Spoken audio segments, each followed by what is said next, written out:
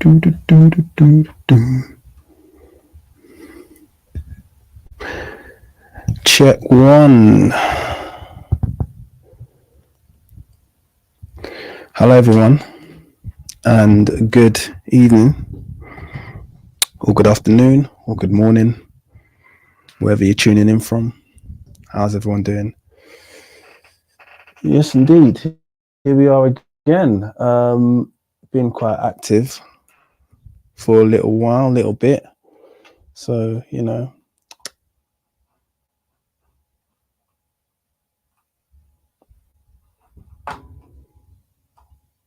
let me know if you can hear me, okay? Let me know if I am audible. Just give me a little yes in the chat if you can hear me. I think you can, because Black Diamond said good evening from London, and I'm presuming that's and I got "Are you good?" from Mark. Dealing in Real says peace, fam. Kakaletu says, yeah, sorry if I murdered your name. Jonathan, what's going on, my brother? Wildflower, good evening. Mike Jones, Lauren, how is everyone doing? Yes, today's live stream is going to be interesting. At least I hope it's going to be interesting. Yeah, I think it's going to be really interesting. I'll be honest with you. This subject totally enthused me when I found it. It was like a godsend. So you can see the topic on the screen, and yes, hello everyone. Yeah, you can see the topic on the screen, and I think it's one of those topics where I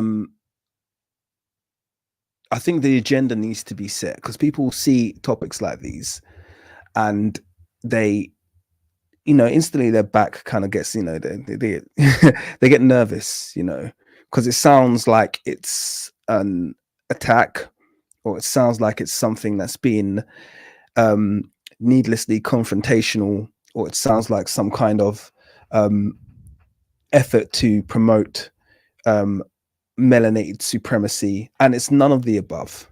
It's absolutely none of the above. I must stress that strong enough. Okay. The video we're gonna watch is basically called "The History of why certain people call themselves Caucasians, and what the history of that word is."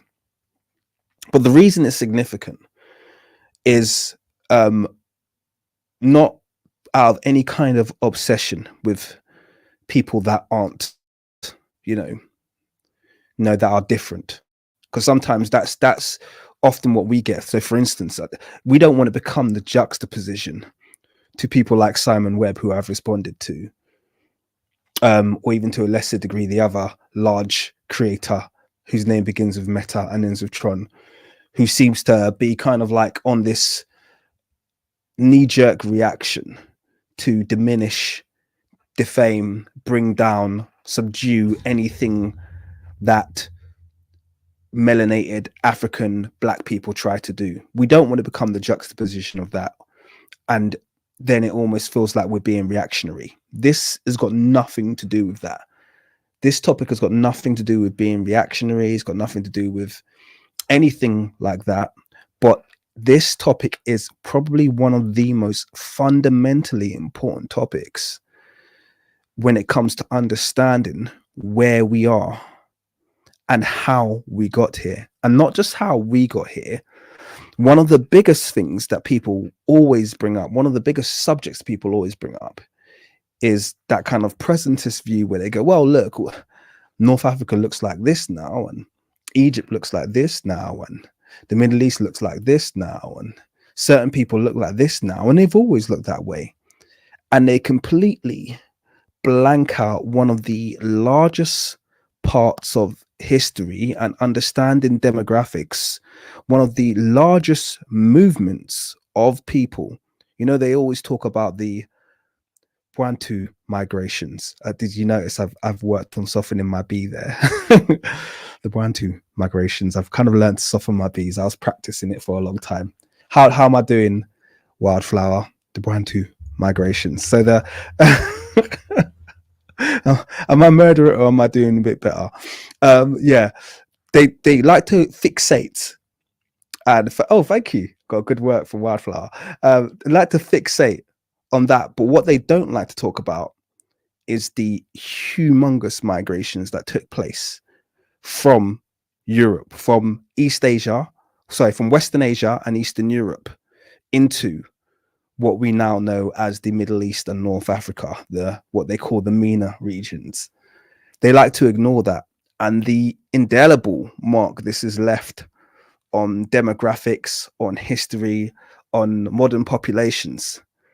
And not only that, there's the Corsair movements, the Barbary slave trade, all of these things that play a fundamental part. So when I saw this video, which I'm about to play for you, and the person who presents it is a female doctor called Professor Nell Painter, very qualified, very brilliant woman. But I guess her research is more focused on social impact. But as for me personally, as an anthropologist and as a historian, I was like, this is vital information. She answered so many questions. And actually, she gave me a great deal of evidence and data when I went towards making my video about Timbuktu and some of my videos about Moors as well. And I'll probably be referencing her again for the next Moor video I'll be dropping, which will be a kind of response to Metatron's video about the Moors. So there's all that going on. And I want to share this video with you. So this is going to be very much a reaction video. I'm going to allow you to hear her content. Her lecture is about an hour long. So I don't imagine I'll be doing a whole bunch of interrupting. But that being said, let me just put a disclaimer / quid pro quo at the top of this discussion. If you want to listen to her lecture uninterrupted, please do that and don't complain about me reacting on a live stream, because I can't just post other people's videos and make that a live stream.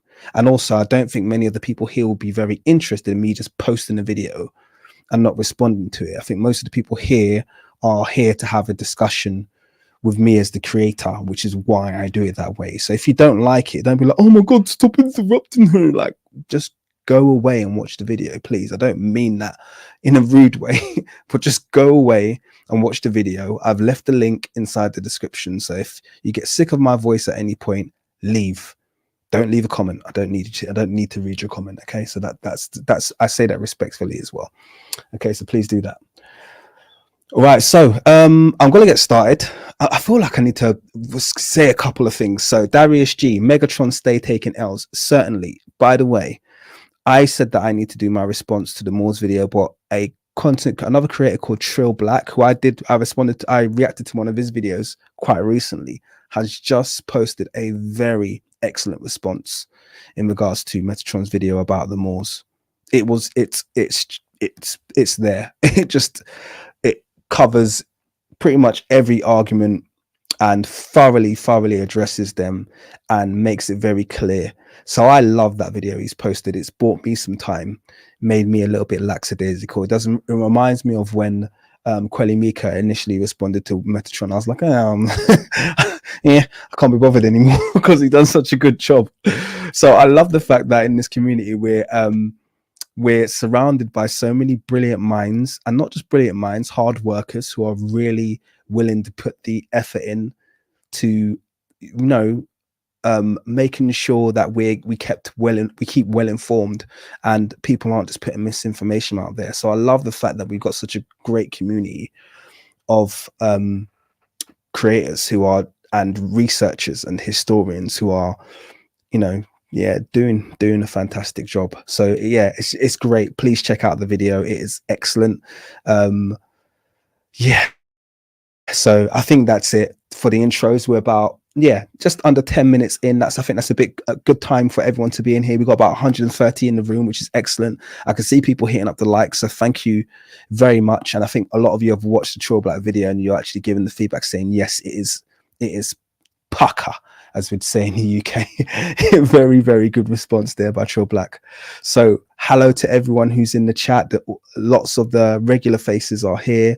I appreciate you very much. I'm not going to read out everyone's name right now. I'm going to get started with the video if that's okay with everyone. So yes, let's get it cracking. Like what you learn? Visit our website. American democracy. So this guy's about to read out an intro for her. This guy's about to read out an intro for her, and I'm going to let him read it because I think it's good that we get her credentials and everything, so you understand how brilliant this woman is, because she really is truly brilliant. I'm by the way, I bought her book. You can see it on the thumb. Well, you could have seen it on the thumbnail. The thumbnail's gone down now, but that's her book. So that kind of like black circle, that's literally what the front of her book looks like.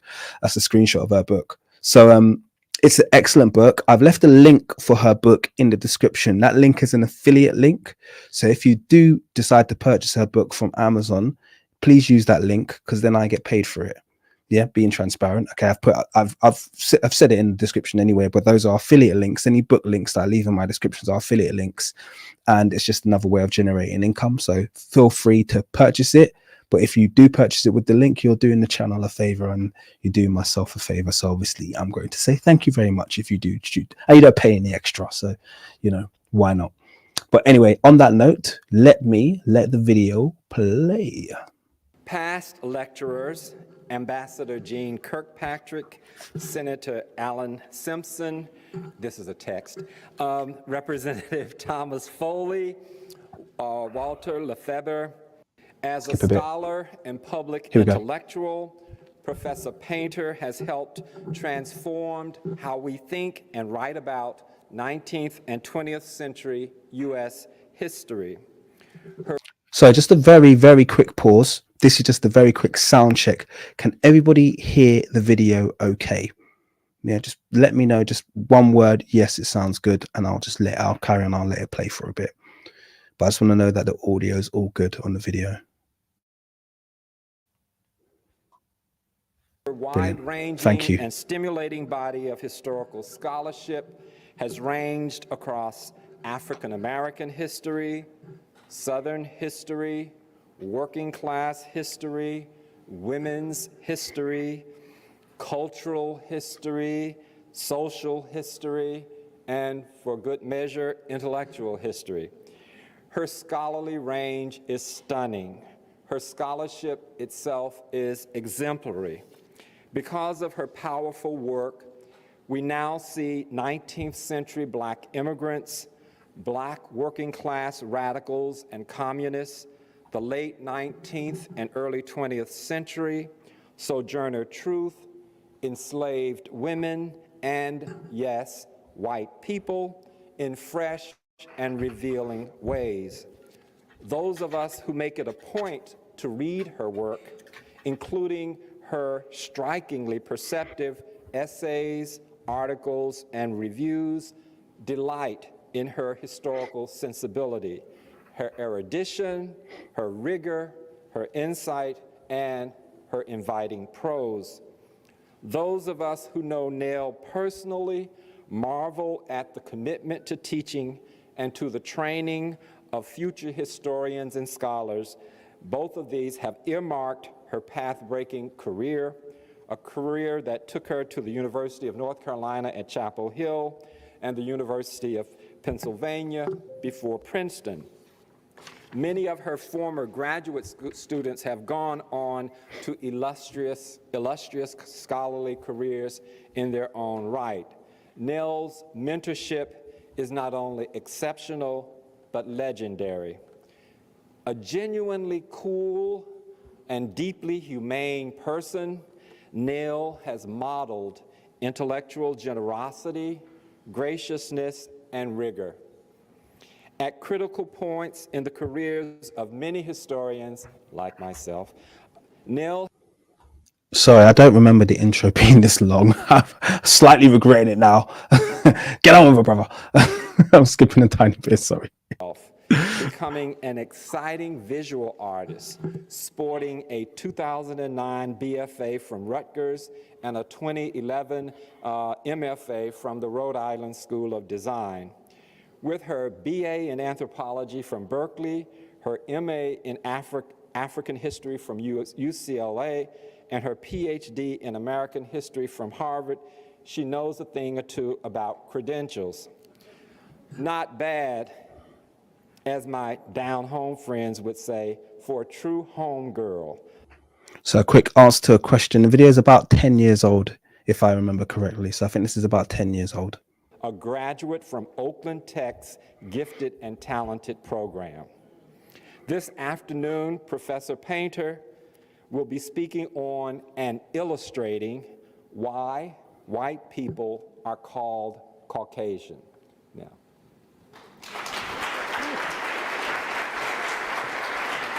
Thank you. Thanks, Waldo. That was terrific.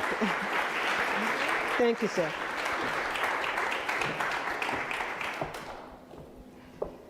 Well, thank you so much, Waldo. It is really lovely. It's wonderful to be back in the Bay Area.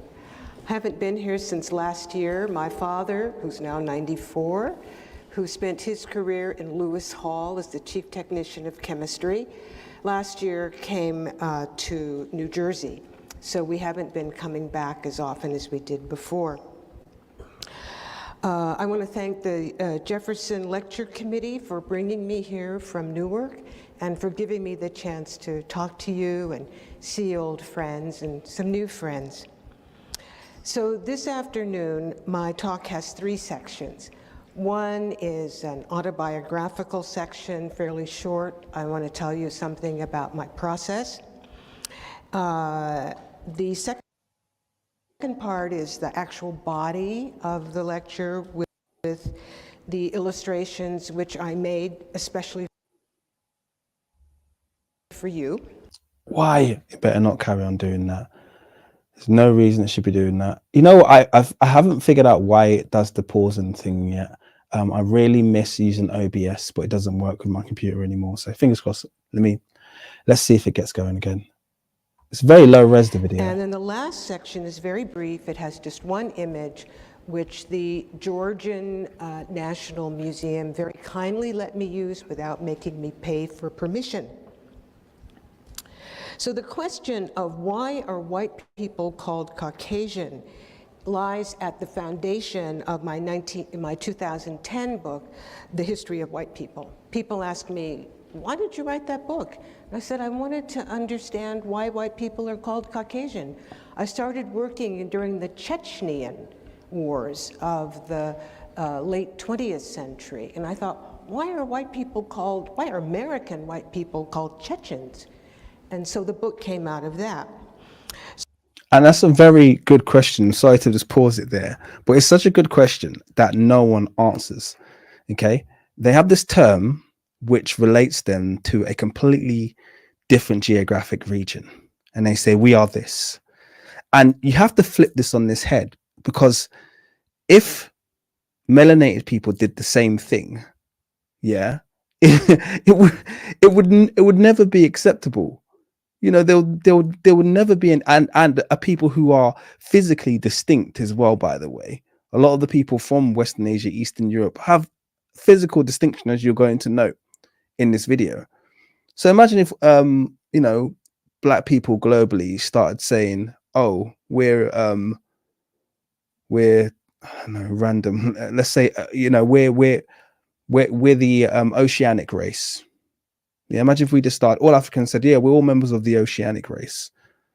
You know, they'll be like, what? Well, you don't, what are you talking about? No, we're the oceanic race. And we inhabit everything, everyone that's in the Pacific Oceans, blah, blah, blah, blah, blah, all these other places. And we are the oceanic race. Obviously, I know Melanesia exists. You're totally right, Wildflower. And that would be more valid, I guess is the point there. That would be more valid than Western Europeans calling themselves Caucasian. And yet and not just themselves, but all these other people get put under this Caucasian umbrella. So one thing I know about Professor Plainter as well that you'll know is that she's aware of all this. She asks the most excellent leading questions without leading you down a road. So it makes her very palatable to the powers that be. And I don't think they're even aware of the fact that she knows exactly what she's doing when she asks these very leading questions. And she does that a lot. Anyway, let me play and let you enjoy. So the book took many hundreds of pages. It's a very visual book because I wrote it while I was in art school. But it's fundamentally a history book rooted in an archive of words. Its research came out of the Princeton University Library, and I actually dedicated the book to the Princeton University Library. In the book, Jan Friedrich Blumenbach, 1752 to 1840, who plays a central role in the question I'm asking, also has nearly an entire chapter. But his role in my presentation to you this evening, he is really somewhat smaller. And that has to do with the process, my process of putting together this talk. So as Professor Martin told you, I spent 5 years in art school at Rutgers and at the Rhode Island School of Design. And there I learned to see, to really, really see. And the process of making an image, whether you make it with your hand, which I do, or you make it with your computer, which I also do, and the images that I'm going to show you this afternoon are digital images that I made in my computer. But whether you do it one way or the other, manually or digitally, you have to fill the space. That means seeing into all that space. And that process profoundly altered what I could see in what I had written, actually, and what I had already studied to write a book. So, for instance, the skulls now occupy a much more important place than before, because I looked at them and I looked for them with an artist's eye, not simply looking for words. So the artifacts that reach science, I now see as particular artifacts belonging to particular people, and that reached to science through the hands of particular people. And I just want to quickly jump in there because I actually take a very similar process to her. My work also started visual.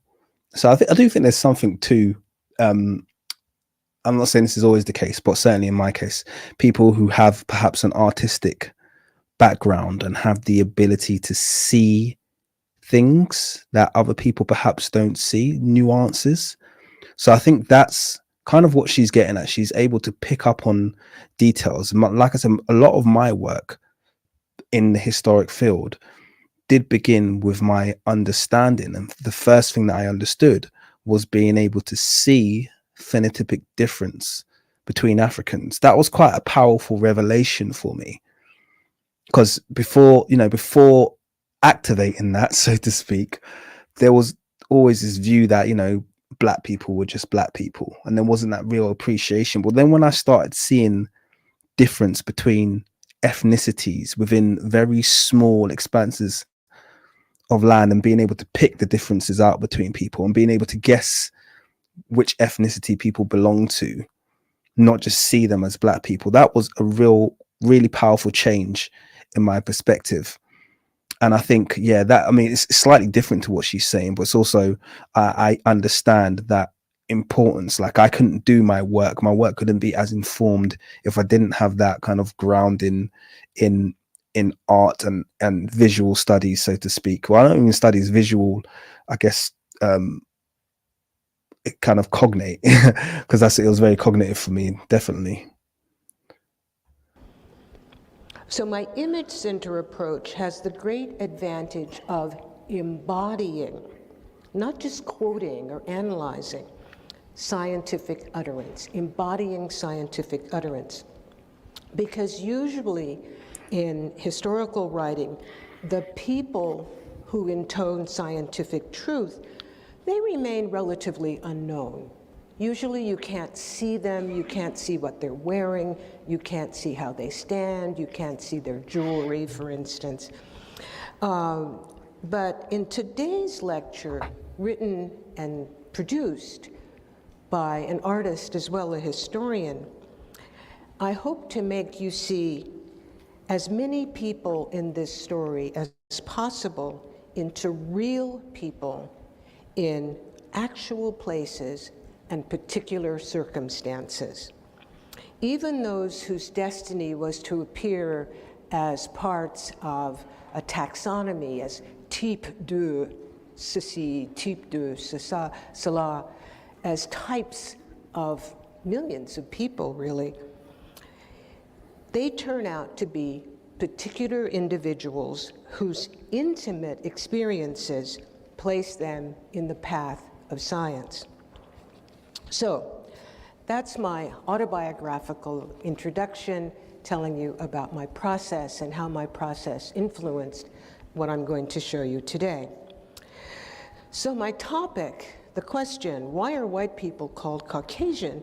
It's a pretty simple question, and it's crossed a lot of people's minds. It's crossed more people's minds than have actually said it. How many of you have wondered about that? Put your hand up if you, oh, okay. How many of you have said it out loud, have actually said to somebody, why are white people called Caucasian? Oh, so many fewer. So this.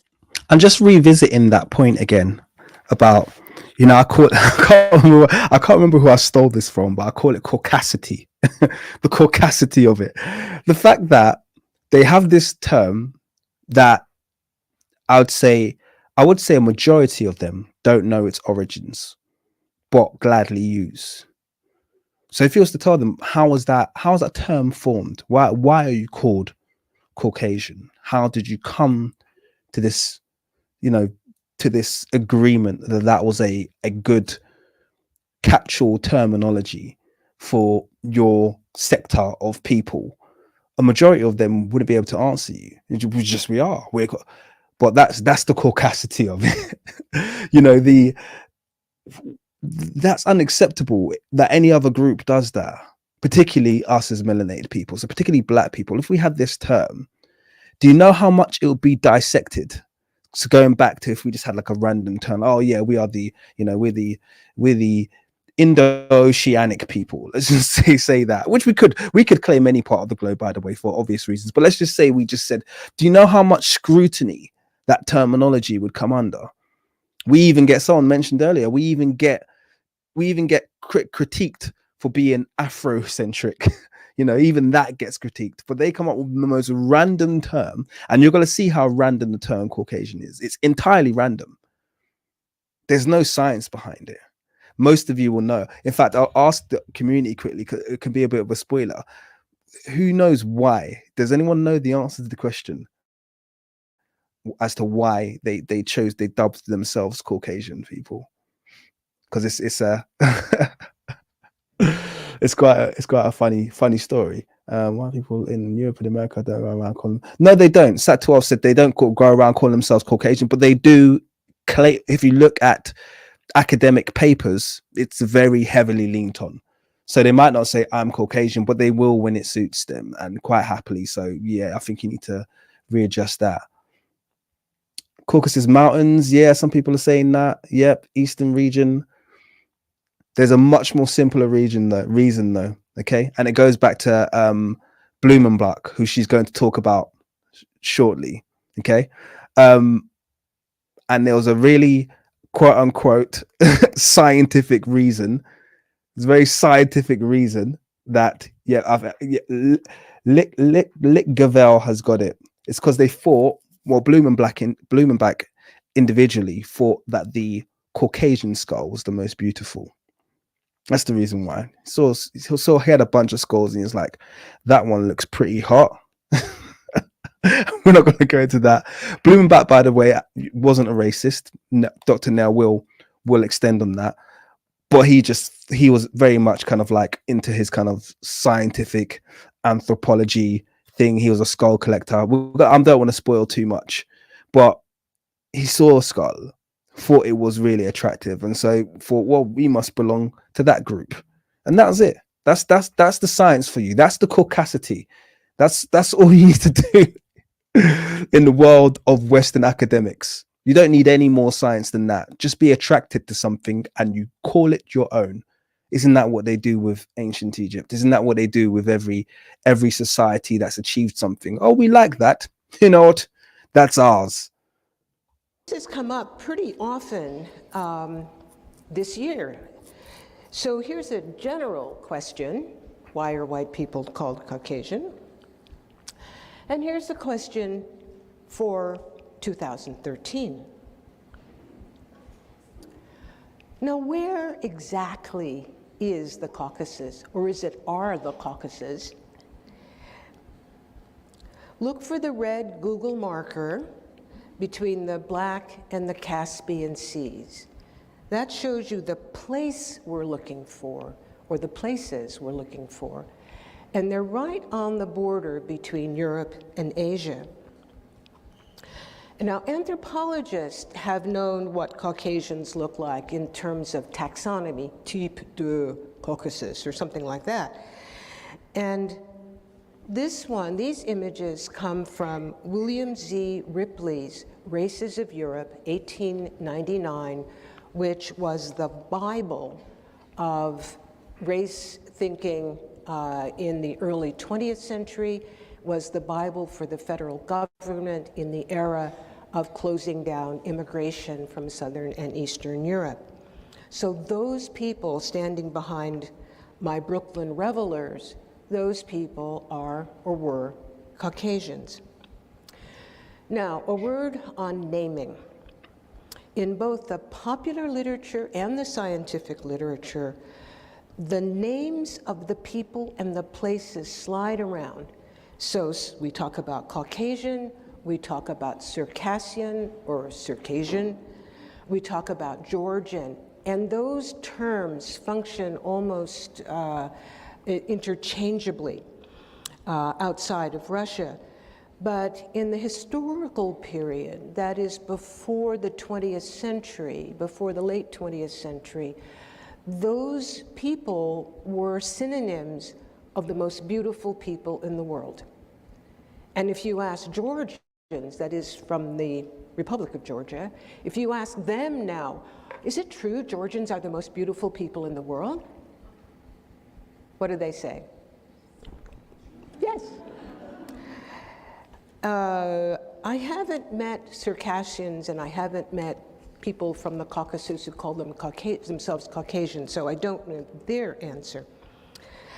Within Russia, however, Caucasians are the subject of negative stereotype, as a young American living in Moscow explains in this snippet of a video. And just to be clear, before I press play again, someone just said there, so what? I've seen West Africans romanticize Egypt or Nubia. Oh no, sorry, that's not relevant. Sorry, I thought someone was gonna extend on the point that she's saying that Georgians agree. Obviously, when people come up to them and go, "Are you the most beautiful people in the world?" They go, "Yeah, of course we are." And I think the point that she's making there, obviously, is that anyone's going to agree with such an assumption. Okay, it doesn't necessarily make it true. One of the things she's going to expand on now is the fact that there is a lot of persecution against these people, and they're not portrayed as beautiful. I think someone touched on that within the perspective of Eastern Europe. When you're actually in Russia, people don't look and go, "Oh, those people are really beautiful." In fact, there's a lot of persecution that goes that way. So these are all just, you know, a lot of stuff that kind of like goes around. Don't worry too much about people trolling. If they overdo it, just block them. You know how we do, man. It's not really a big deal. So yeah, let's carry on. Well, basically, what I want to talk about is what is the deal with the Caucasians in Moscow? And I'm not like a racist person or anything, especially because I'm black. Like, how am I going to be racist in Russia about other people? But it's not even that. I mean, like, all right, let me explain. There's always a huge group of them. And it's like, they don't socialize with the Russians there. It's hard to explain. Like, I have a great Caucasian friend from, he lives in Russia. Sorry, I forgot what countries he's from, and he's probably watching this video right now, but yo, it's early in the morning, I was drinking last night, I'm sure George understands. But I have a great friend named George, you know, he's Caucasian, and he doesn't even like the average Caucasian in Russia. Now, from what I hear from people, is that they're dangerous, they carry knives, they carry guns and all this stuff. And maybe that is, maybe that isn't. But I just want to know the deal, because apparently, from what I hear from a number of Russian people, that Caucasians are disliked more than blacks in Russia, like African black. And I'm like, holy crap, you know, they're hated more than us? I didn't think that was possible. The view from Moscow. Now, in February 2014, the Winter Olympics will begin in Sochi, which is the Black Sea resort in the Western Caucasus. And you are going to be hearing more about Sochi this afternoon and also in February.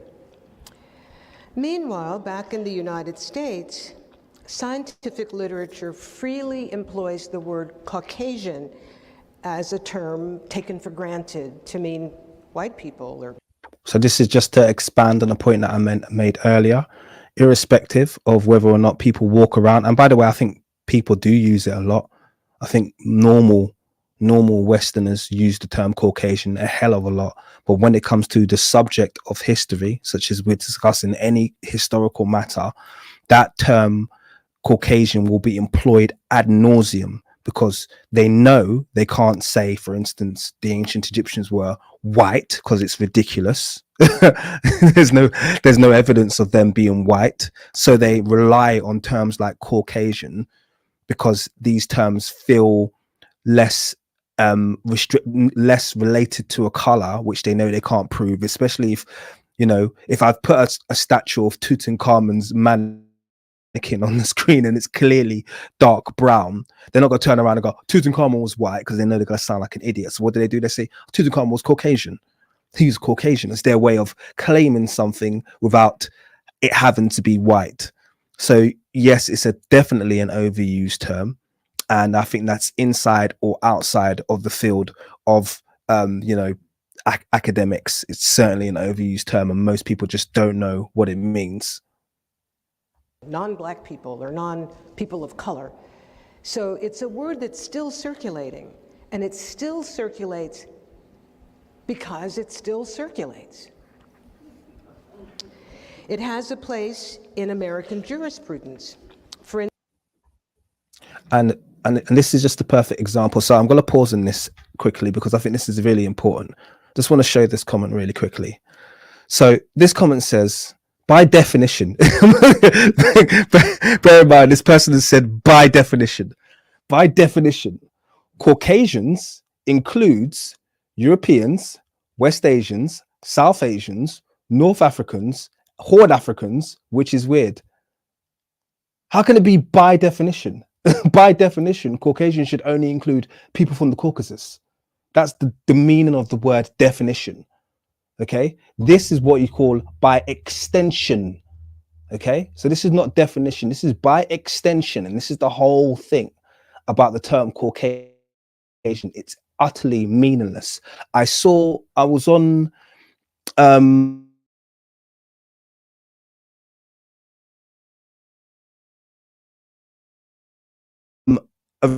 including Melanesia in his Caucasian catch-all umbrella. In fact, he included all of the Asians, all of the oceanic races, all Europeans. He basically included everyone who was not sub-Saharan African, and I say that because he included North Africa as well. He included all of them within the Caucasian race. This is not science. This is not even to be taken seriously. This is just stupid. Yeah, it's just stupid. There's no basis. There's no kind of like, there's no anthropological basis for the way Caucasian is being defined in definitions like this, stupid definitions that you see on the screen like this.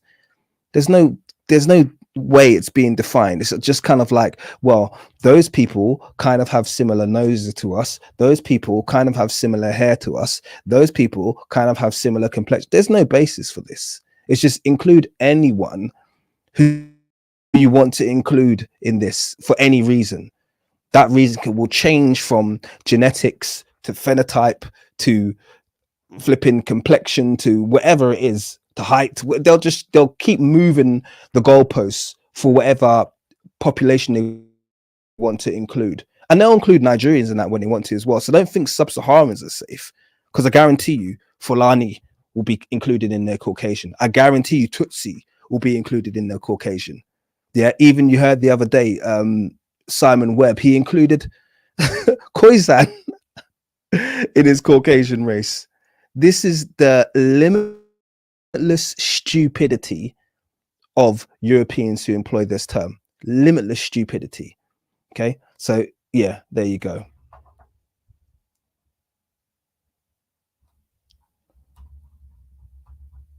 So anyway, let's get rid of that comment. Carry on. Instance, Judge Anthony Kennedy's opinion for the Supreme Court of the United States in Fisher versus University of Texas at Austin in June of this year, Kennedy mentioned, without pausing, to the petitioner, that is Abigail Noel Fisher, who is Caucasian. Kennedy's statement prompted a New York Times reporter to ask, has Caucasian lost its meaning? And this article was on the 6th of July, 2013. I'm actually quoted in it. And the reporter, Shayla Dewan, notes in her piece, this is her quote, in 1889, the editors of the Oxford English Dictionary noted that the term Caucasian had been practically discarded, 1889. She continues, but they spoke too soon. Blumenbach's authority had given the word a pseudo-scientific sheen that preserved its appeal. Even now, the word gives discussions of race a weird technocratic gravitas, as when the police insist that you step out of your vehicle instead of your car. Did you hear that? I thought that quote was very, very brilliant.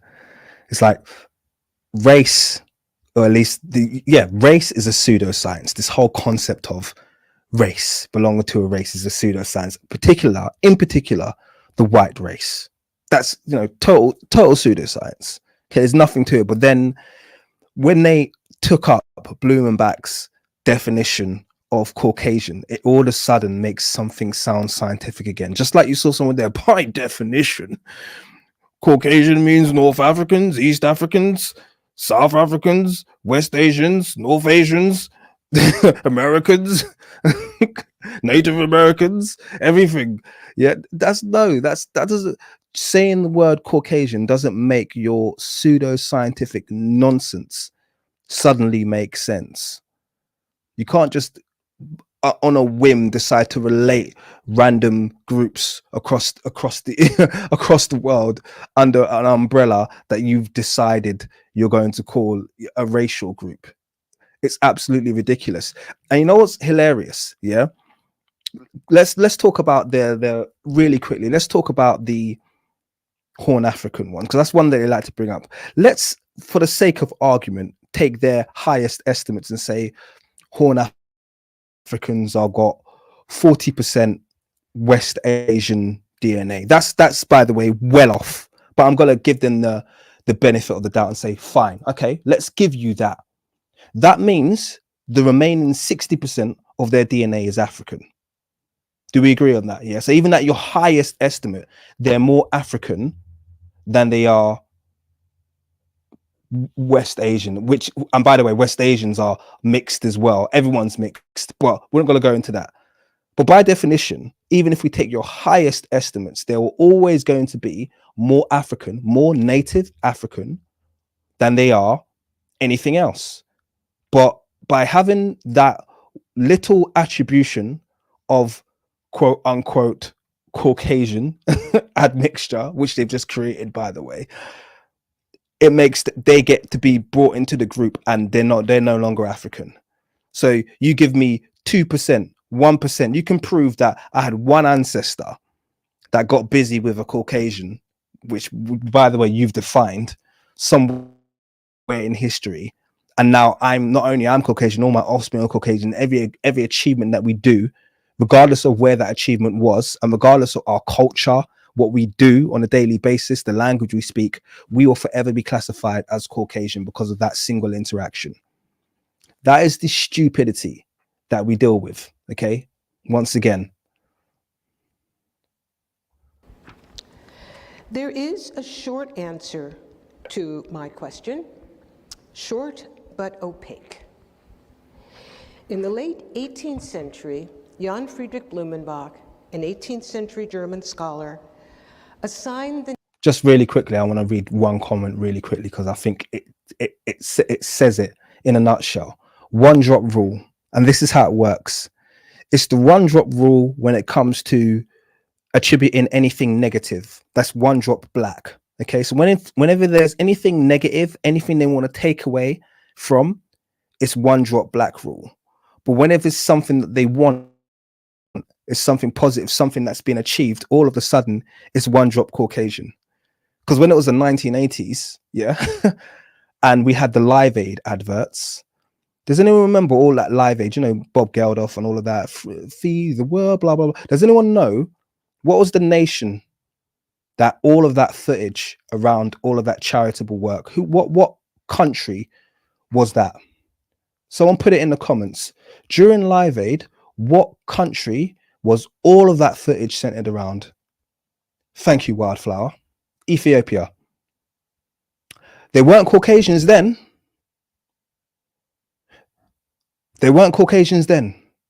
When they needed food or when you want to present them as poor with flies in their eyes and you want the whole world to look at Africa and go, oh, look at these pathetic black people.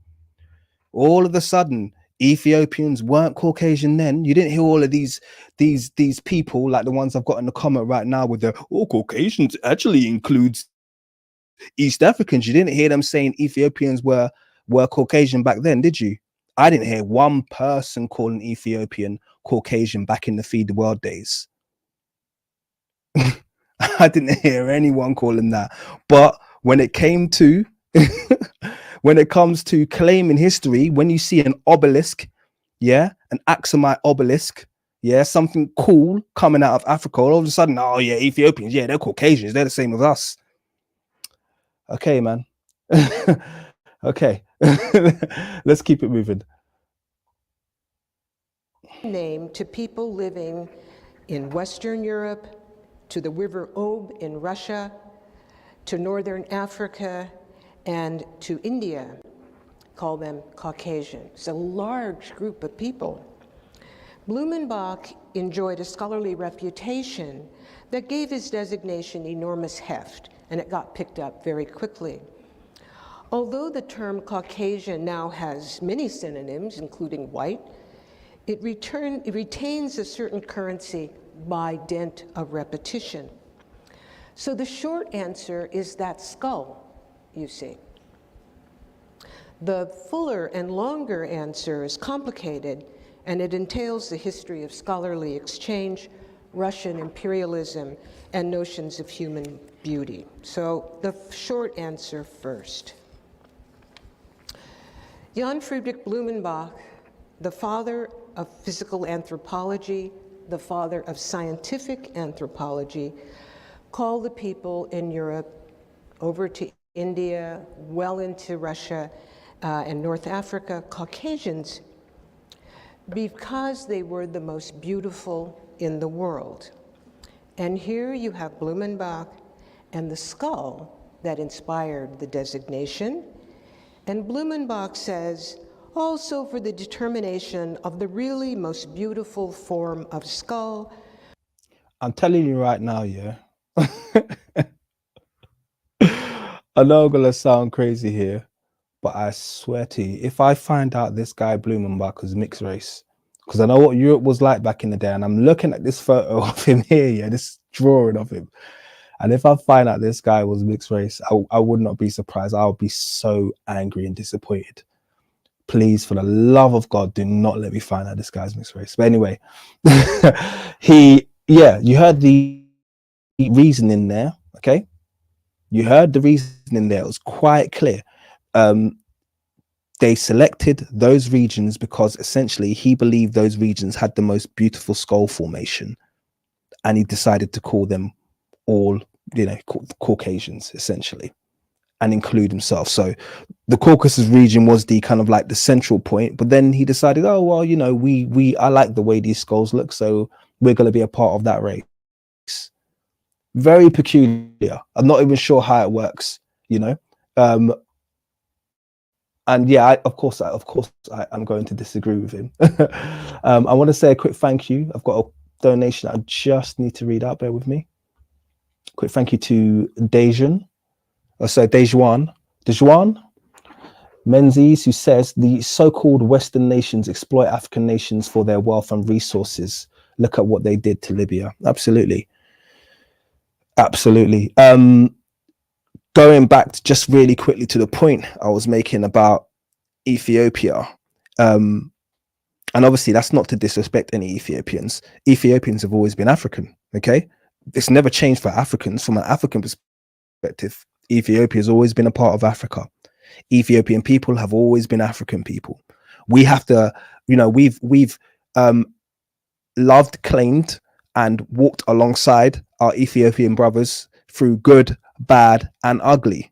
Okay, we don't just try to claim their glories. Okay, when they were suffering, we stood by their suffering as our African brothers, as our joint, melanated African brothers. And this is the thing. So this whole concept of race just moving, as and when people wanted to move is just, the caucasity of it. So-called Christian nations just gave another $2 donation. Thank you very much for that, Dejuan. I really, really appreciate it. And I know I'm probably murdering the name. Apologies. So anyway, let me carry on with the video.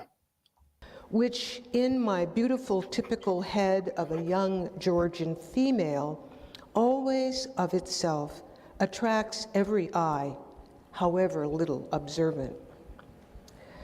So the author of De Generis Humanae Veritate Nativa, written in Latin, Blumenbach had 82 skulls, and this made him an expert in human taxonomy. He made a five-fold designation, a taxonomy of human types. He called them varieties. And he arranged them from left to right. Now, this is not a hierarchical arrangement. Some of you may know Stephen Jay Gould's book, The Mismeasure of Man. Do you know that book? Yeah. So Gould shows a triangle with the Caucasian skull at the top. That's not the way Blumenbach laid it out. Blumenbach was a believer in the unity of mankind. He was a Black bibliophile in the sense that he collected books by Black authors. He really believed in the unity of mankind. So just to stress on that point there, I did say it earlier, there's no evidence to suggest Blumenbach was a racist. Okay, there's definitely no evidence of that. He just literally liked the look of a certain people and decided to group his people amongst those people, which is quite interesting. But yeah. So he arranged the skulls according to difference. So at the two ends were the Mongolian and the African, and he thought of them as the extremes. In the middle is the beautiful one. It's the gorgeous median, and that's the Caucasian. And then the ones beside the Caucasian are the American and the Malay, because he thought those were the intermediate races. So in short, Blumenbach's most beautiful skull, the one in the middle, gave this large group of people, which we can call white people, but includes many others, the name Caucasian. Now, a fuller answer.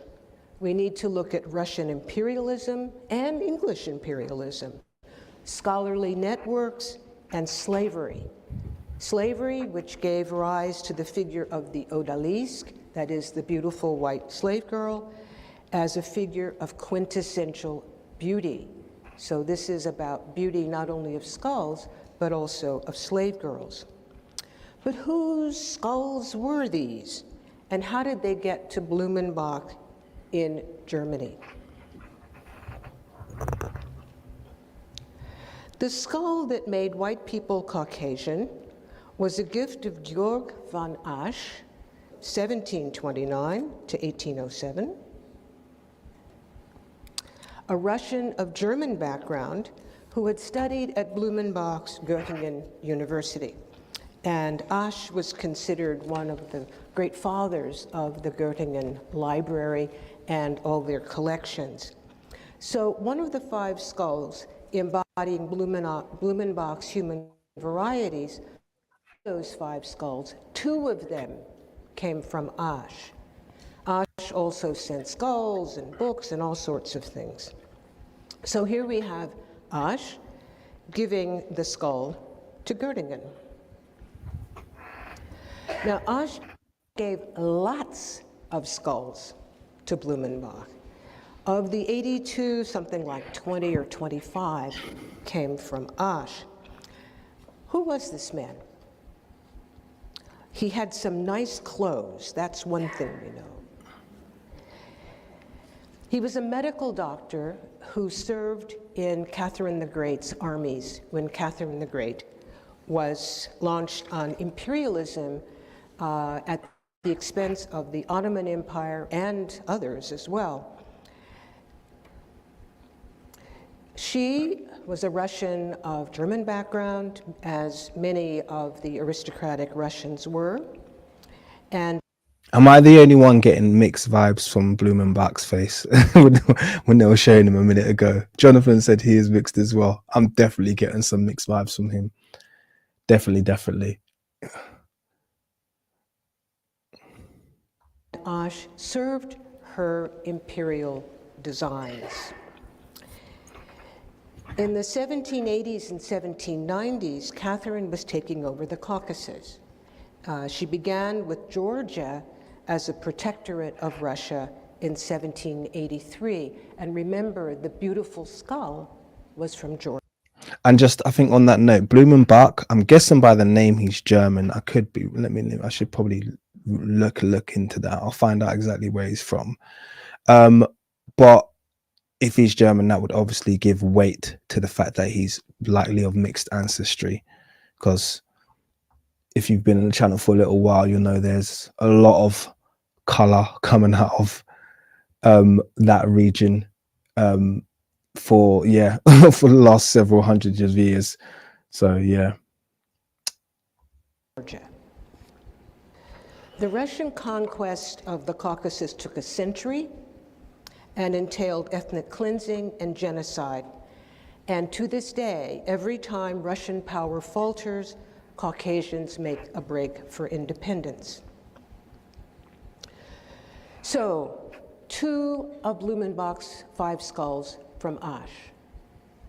2 of Blumenbach's 5 skulls came from a wealthy and influential, ultimately knighted English naturalist named Joseph Banks, 1743 to 1820. Banks had taken part in Captain Cook's first voyage to the South Seas in the 1760s, early 70s. And actually for California, you know, you probably all think that eucalyptus are native to California, right? Where do they come from? And who brought them there? facts. I mean, he didn't bring them here, but Banks was one of those people who saw things that would be useful in one place and said, why don't you take them somewhere else? So we can thank Banks for eucalyptus and acacia. He was a very wealthy young man, and as a young man, he corresponded with Linnaeus, the father of taxonomy, and he actually employed one of Linnaeus's students as his sort of personal little Linnaeus. So he headed the Royal Society for many years, and he sent Blumenbach the skulls that Blumenbach labeled American and Malay. The Malay one was from Tahiti, and Banks sent his men in the Bounty over to Tahiti to dig up breadfruit. He said breadfruit would be a very useful thing to have in St. Vincent.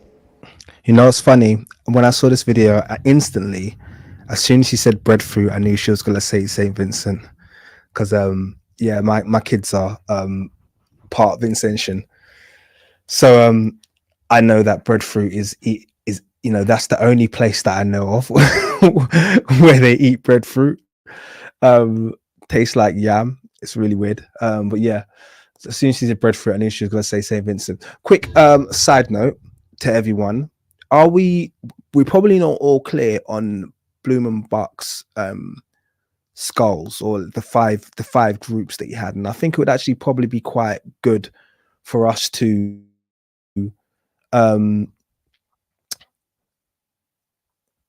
actually look at those. So I'm going to just share a screen quickly so you guys can see what those groups were. If you know what the 5 groupings were that Blumenbach had for the skull types that he had, or at least the 5 varieties or classifications of mankind, feel free to put them in the comments. I want to see if anyone knows. I'm going to quickly find, download and share an image so you guys, if I can just full screen it. Let me just full screen an image quickly so you guys can see what that looks like. One high res one.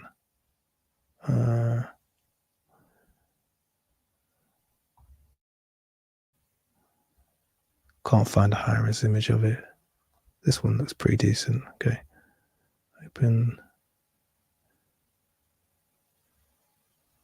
image in new tab. There we go. So I'm just going to put them on the screen.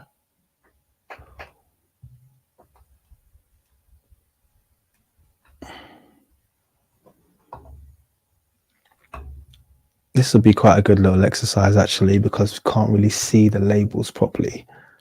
So I want to see if people can guess which one's which. We should know the middle one already. Let me just quickly put it on the screen. So I want to make it full screen. You can't read the labels, but I want to see if left to right you can figure out which is which. So I'm gonna give you the names of them in no particular order and see if you can work out which is which. So the groupings are Caucasian, Mongolian, Malayan, Ethiopian, and American. Sat 12 already put you put Oriental. There's no Oriental. It's Mongolian. So it's Caucasian, Mongolian, Malayan, Ethiopian, and American. Those are our 5 groups. So I want to see if anyone can guess the order really quickly, and I'll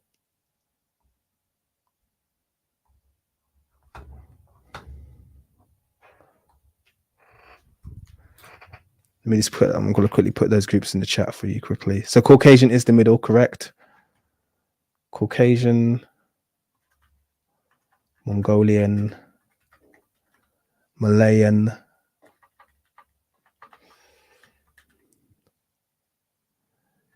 Ethiopian, American.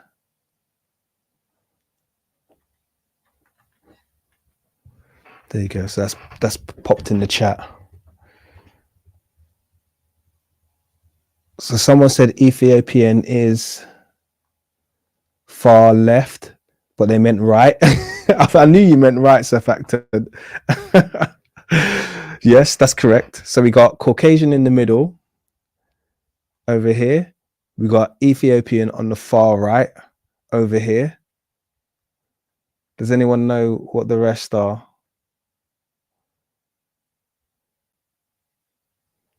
So someone guessed. So we got Caucasian here, Ethiopian here. American is one of the two on the left, has been guessed. I need specifics.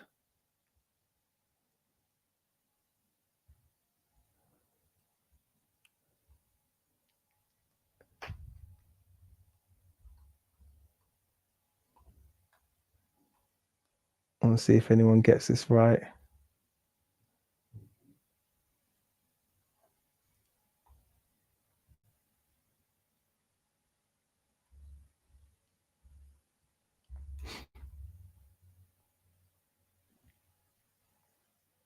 I'm not actually sure myself, so I'm actually looking for the answers as you guys put it in.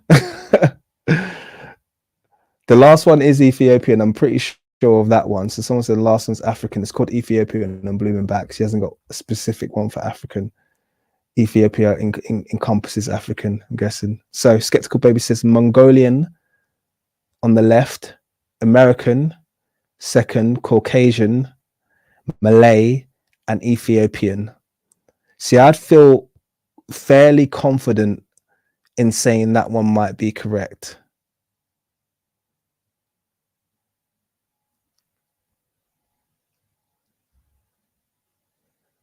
Yeah, I think that's correct. So the order is, I'm going to say that again. Let's do it one more time. So we got Mongolian, American. So that's obviously Native American, Caucasian, Malay, and Ethiopian. And these aren't in, they are all human, by the way. These aren't in any particular order. There's not like order of difference or order of sameness. They're just literally put down in random order. Most of you would say, well, Malay and Mongolian should be right next to each other, shouldn't they? Why are Malay and Mongolian different? That is a question you should be asking.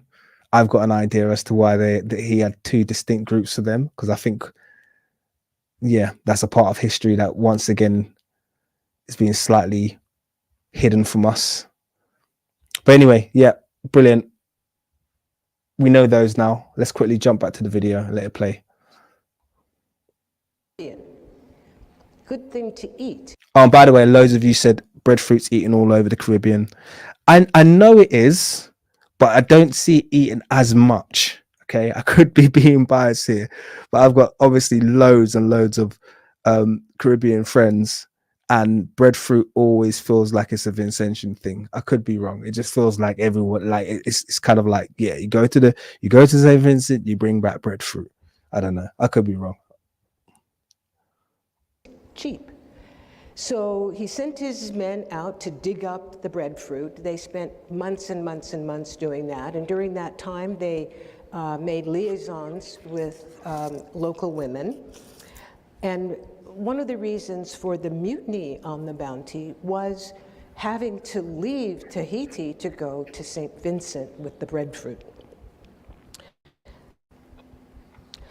So Banks was also a connoisseur of skulls. And he sent the American skull and the Malay skull. So that's, now we've accounted for 4 of the 5 skulls. The 5th skull, which was labeled Ethiopian, came from a professor at the University of Utrecht in the Netherlands, and I have not been able to identify him beyond the name that Blumenbach gave and spelled it Stef Jo van Guns. Can't find him. But we know that the skull is female and that he called it Ethiopian. Blumenbach did not provide the names of 4 of his 5 skulls. He called them typical skulls. But he kept careful records, careful enough that the individuals begin to emerge if we look more closely and bring together the images and the words. So the Mongolian skull is the only skull with a name. It's called Mongolian. Blumenbach calls it Mongolian, but we know that the owner of it lived in Siberia. This is one of Asha's skulls. The Ethiopian, we know, was the common law wife of a man who brought her from West Africa, from Africa to the Netherlands. So isn't that interesting? The Ethiopian was bought from Guinea. Okay, so that's Ethiopia in the old map sense of the word, obviously. Okay, so for people who think that term has been historically restricted to a small region in the Horn of Africa, historically, that is entirely incorrect. Like I said, this region, this word always historically was pretty unrestrictive when it came to the central, well, to the central area of Africa. It was very much coast to coast, like we know. It was the west coast of Africa that actually had the Ethiopic Sea.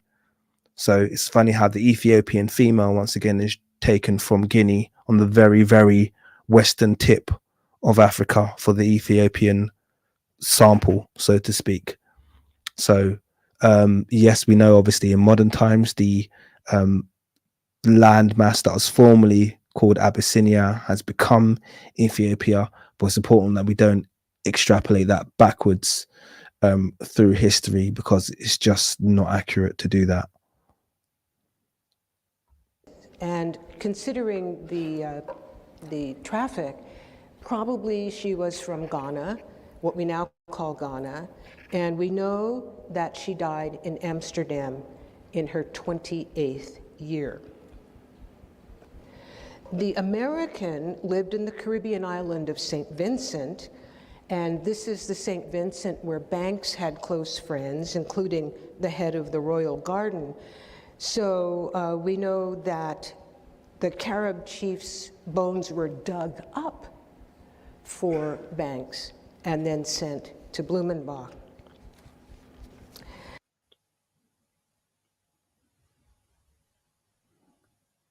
Ooh, why have I paused? And then the skull. Okay, on that pause, I'll take that as an opportunity and just say a big thank you to Kelnari, who's just made a $10 donation. Thank you very much, brother, for your continual, ongoing, constant support for my work and live streams that I do. So he said, thank you for giving me something mentally stimulating to get through my work day. I'm glad that it's mentally stimulating for you. Yeah, and I'm not doing that much work in this one, thankfully. Like I said, this is a really excellent lecture from a very excellent professor, and I hope that it's adding value. And by the way, it gets a lot better, so please don't log off yet, because we're really about to get into the good bit of this lecture. We're not far from that. Thank you for the $10. Let's carry on.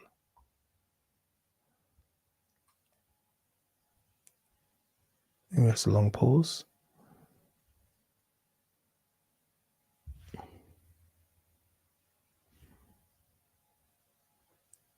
Yeah, it's too long. Okay, let me just quickly take a mental note of where I'm 31:51.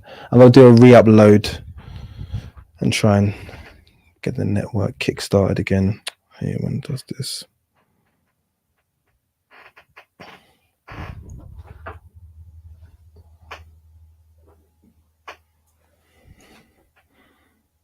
I'm going to just remove this from there and remove from studio. So bear with me, guys. I'm just going to quickly do a re-upload, see if we can get this kick-started again.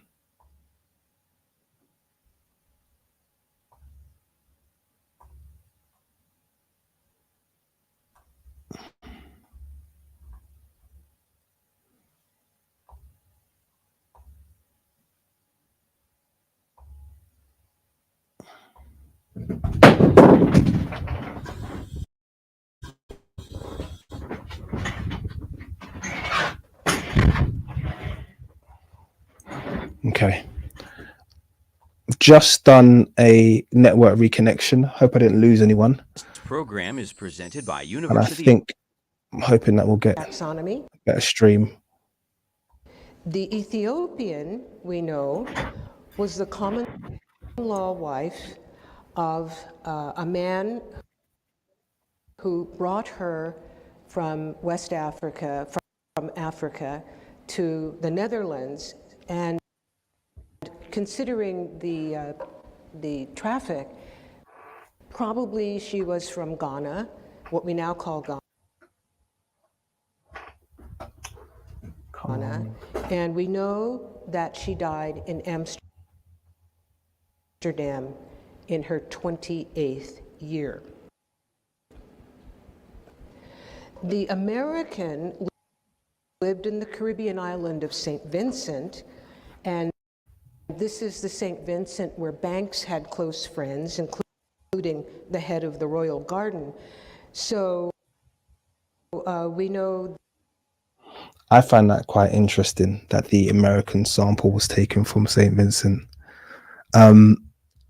It's actually quite interesting how much of American history seem to play out in the Caribbean, and they don't always tell you unless you look under the hood. I'm sure most of you know that Columbus never actually made it to mainland America. And that's just something that people take for granted. Good old Cristobal Colon, which was his real name, never actually touched on mainland America, only made it to the West Indies. And I think it was Vespucci who actually made it to mainland America. So yeah, it's funny that this American sample came from the Caribbean, and it's always interesting to, yeah, it's always interesting. But yeah, that's his real name, Cristobal Colon. That's his real name. Christopher Columbus is just the title. So I'm assuming that's where they get the word colony from. I'm assuming that's where they get the word colony from. His name was Cristobal Colon. So I'm assuming that's where. I could be wrong, but someone needs to look that up, actually, the etymology of the word colony, because that would make sense that it comes from him. But anyway, could be wrong. Let's carry on. I hope it's less choppy when I hit play again now. Yes, I think, and someone just said there's rumors of him being Sephardic. I think that was confirmed recently, that they found out that he is a Sephardic, J-Dub. And yeah, the implications of what that means. If you know, I'm not gonna go into that. That's not what this video is about. But yeah, let's carry on. It basically means he would have been of Moorish ancestry, if you're Sephardic. It's very interesting. Let me carry on. That the Carib chief's bones were dug up for Banks and then sent to Blumenbach. And then the skull labeled Malay belonged to a Tahitian, most likely one of the wives or girlfriends of the sailors whom Banks had sent to dig up breadfruit trees. The one in the middle, the Caucasian, a Georgian woman, very young by the look of her teeth. Do any of you know what used to happen to women when they became pregnant? What happened to their teeth? Lots of cavities and fewer teeth. So before the age of fluoride and good dentists, when women got pregnant, they very often lost their teeth. This woman has all her teeth. This is a very young woman whose fate was exceedingly unhappy. A young Georgian female, after her venereal sudden death, sent to the Theatrum Anatomicum for legal abduction. That is to say, after she died of venereal disease, a scientist boiled her down and sent her skull to Asch, and Asch sent it to Göttingen, to Blumenbach. The Georgian's death through sex And Blumenbach's linking of Caucasians with beauty belongs to a longer tradition. I don't know when the tradition started. I know it goes back to the 17th century in Western Europe. I suspect it may be of Ottoman or Iranian beginnings. Now remember Blumenbach's hymn to the beauty of his Georgian skull? Really the most beautiful form of skull in which my beautiful typical head of a young Georgian female. In this regard, someone needs to come get your boy, man.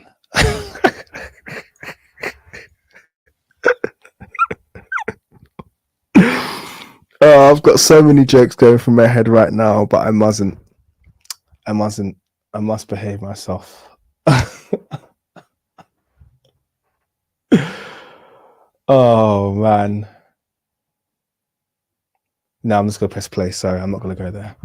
Blumenbach joined a tradition dating back to the 17th century that called Caucasians, Circassians, or Georgians the most beautiful people in the world. And this, at least in that part of the world, is a tradition that lives on.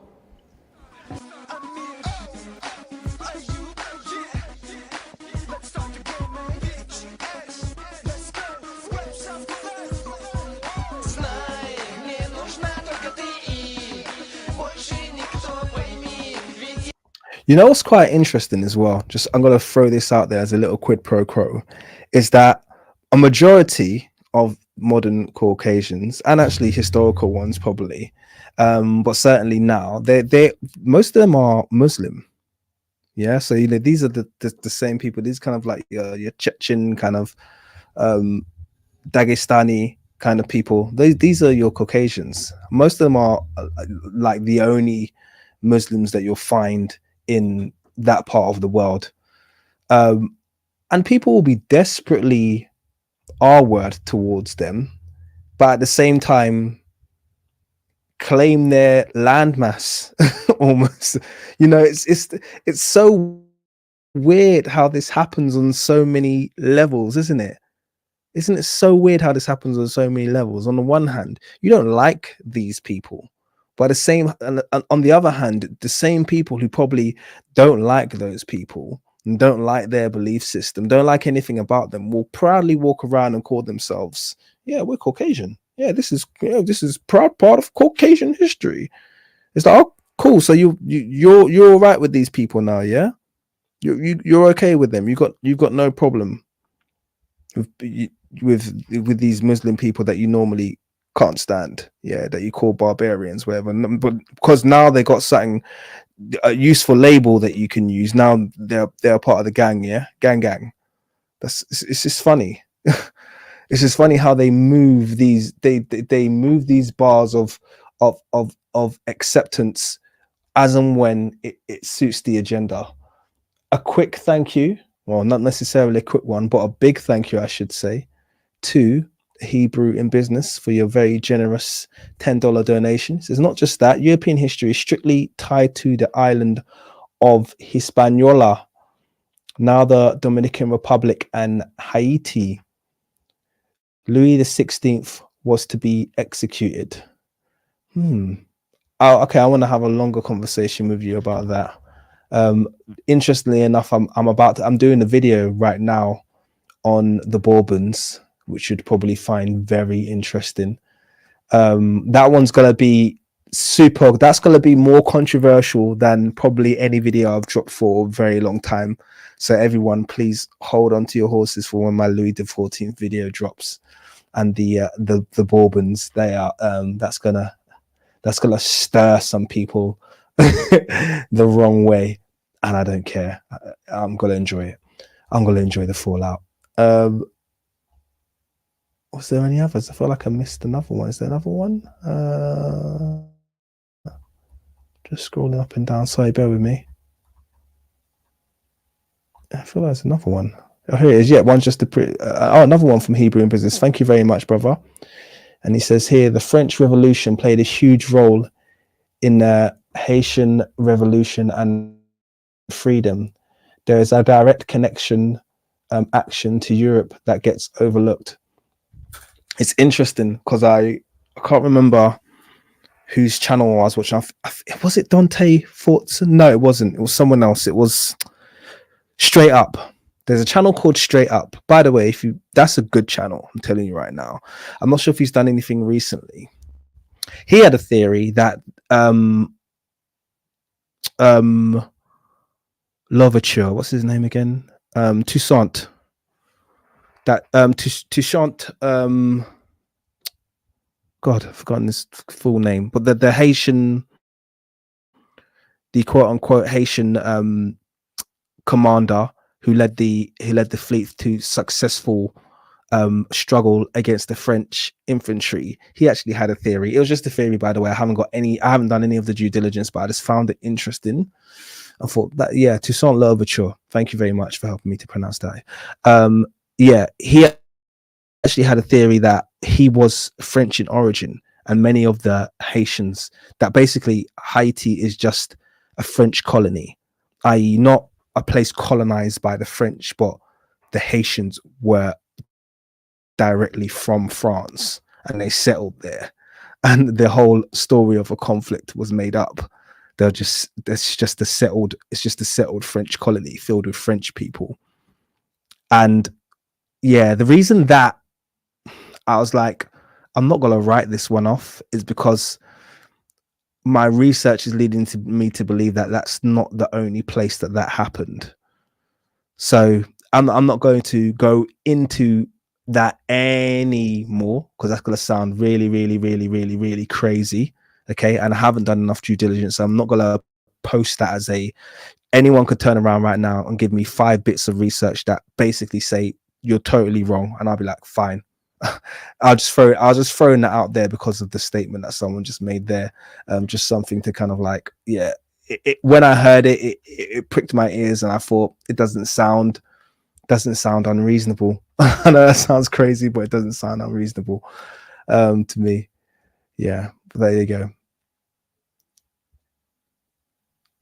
So anyway, let me carry on.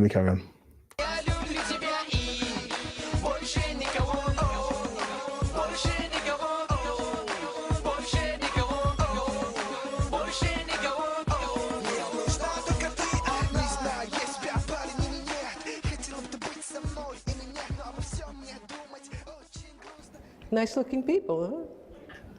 And young.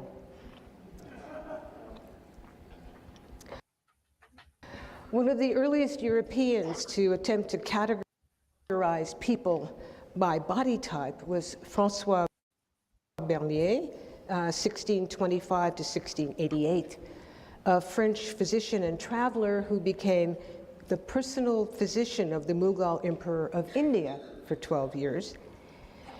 In the image that I've made for you, Bernier sits down below there by the bush under his more illustrious compatriot, Jean Chardin. Bernier's 1684 publication, Nouvelle division de la Terre par les différentes espèces ou races qui l'habitent, is considered the first post-classical classification of humans into distinct races. In Nouvelle division de la Terre, he had referred to the beauty of Circassian women as assumed by all the travelers.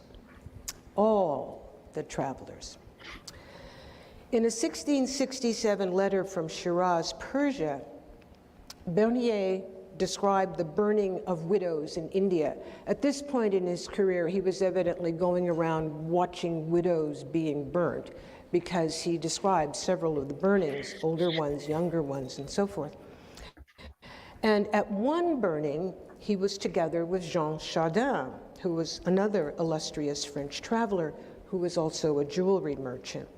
It was Chardin's description of beautiful Georgians that Blumenbach quoted in his book as proof that Circassian beauty or Georgian beauty was agreed upon by scientists. Chardin's Journal du voyage du chevalier Chardin en Perse et aux Indes orientales par la mer Noire, le Couchide, 1689. This book is the authority that Blumenbach refers to when he speaks about Georgian beauty. For Chardin, the blood of Georgia is the most beautiful in the Orient, and I would have to say in the world. For I have never noticed an ugly face of either sex in this country, and some are downright angelic. Nature has endowed most of the women with graces not to be seen in any other place. I have to say it is impossible to look at them without falling in love with them. And gross, can I just say? I'm sorry. There's something so gross about all of these odes. There's something so rapacious about them, something so European of that time. And yeah, I know it's not even worth stopping the video, but I think this is one of the overlooked aspects of this period of time, and the kind of appetite, insatiable appetite that European men seem to kind of project upon the rest of the world. It's just disgusting, if I'm going to be totally honest with you. I find it gross. So all of these kind of, they write down these odes and they're supposed to be romantic, and it's just, you can just, I think it's just disgusting personally. But yeah, there you go.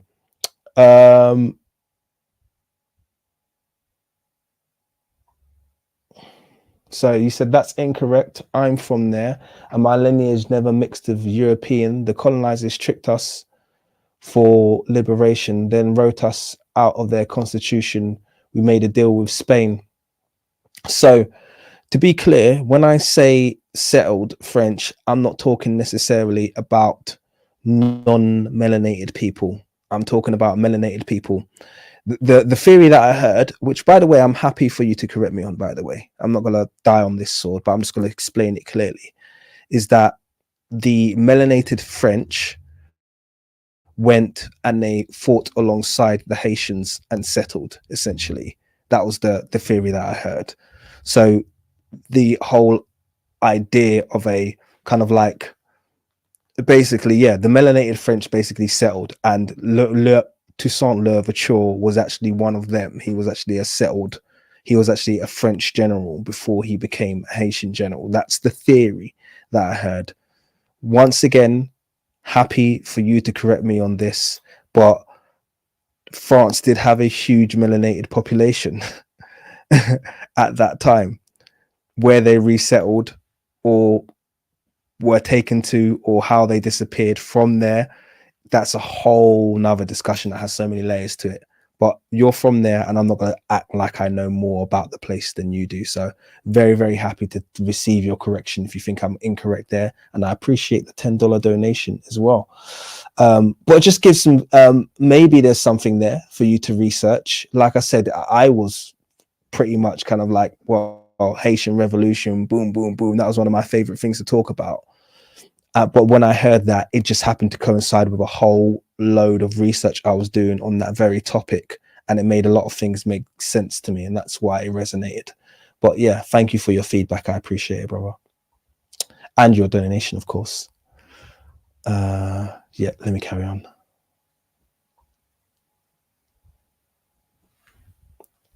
this is a quote from Chardin, and Chardin is together with contemporary Georgians, that is, Georgians of our time, and also the most famous Georgian of the 20th century, Joseph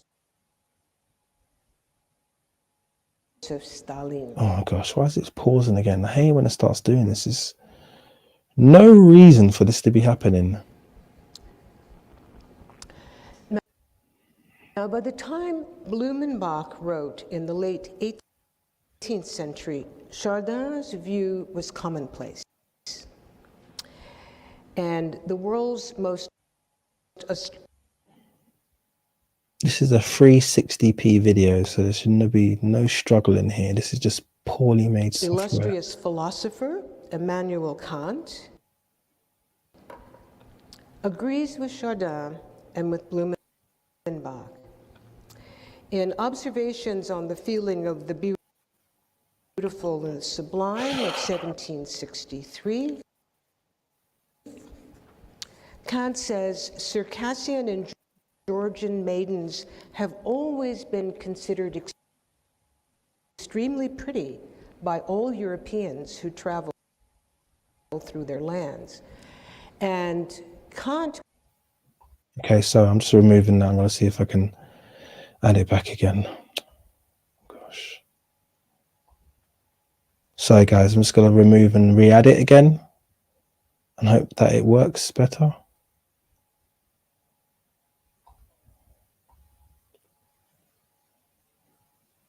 This program is presented by University. To repeat something that appears over and over and over again in this literature, that the Caucasians, the Georgians, the Circassians sell their children, particularly their girls, to the Turks and to the Arabs and the Persians because for reasons of what we would call eugenics, that is to beautify the race. And then Kant and all the others slime the Turks by saying they really need it. Exactly. Now, much better known in the English-speaking world was a traveler and Cambridge professor named Edward Daniel Clarke, 1769 to 1822. Clarke wrote Travels in Various Countries of Europe, Asia, and Africa, first published in 1810, but republished and revised and republished and revised, republished in the United States as well. So Clarke was a much better known authority in the United States on this issue than Kant or Chardin or Bernier. And for Clarke, again, as an eyewitness, he also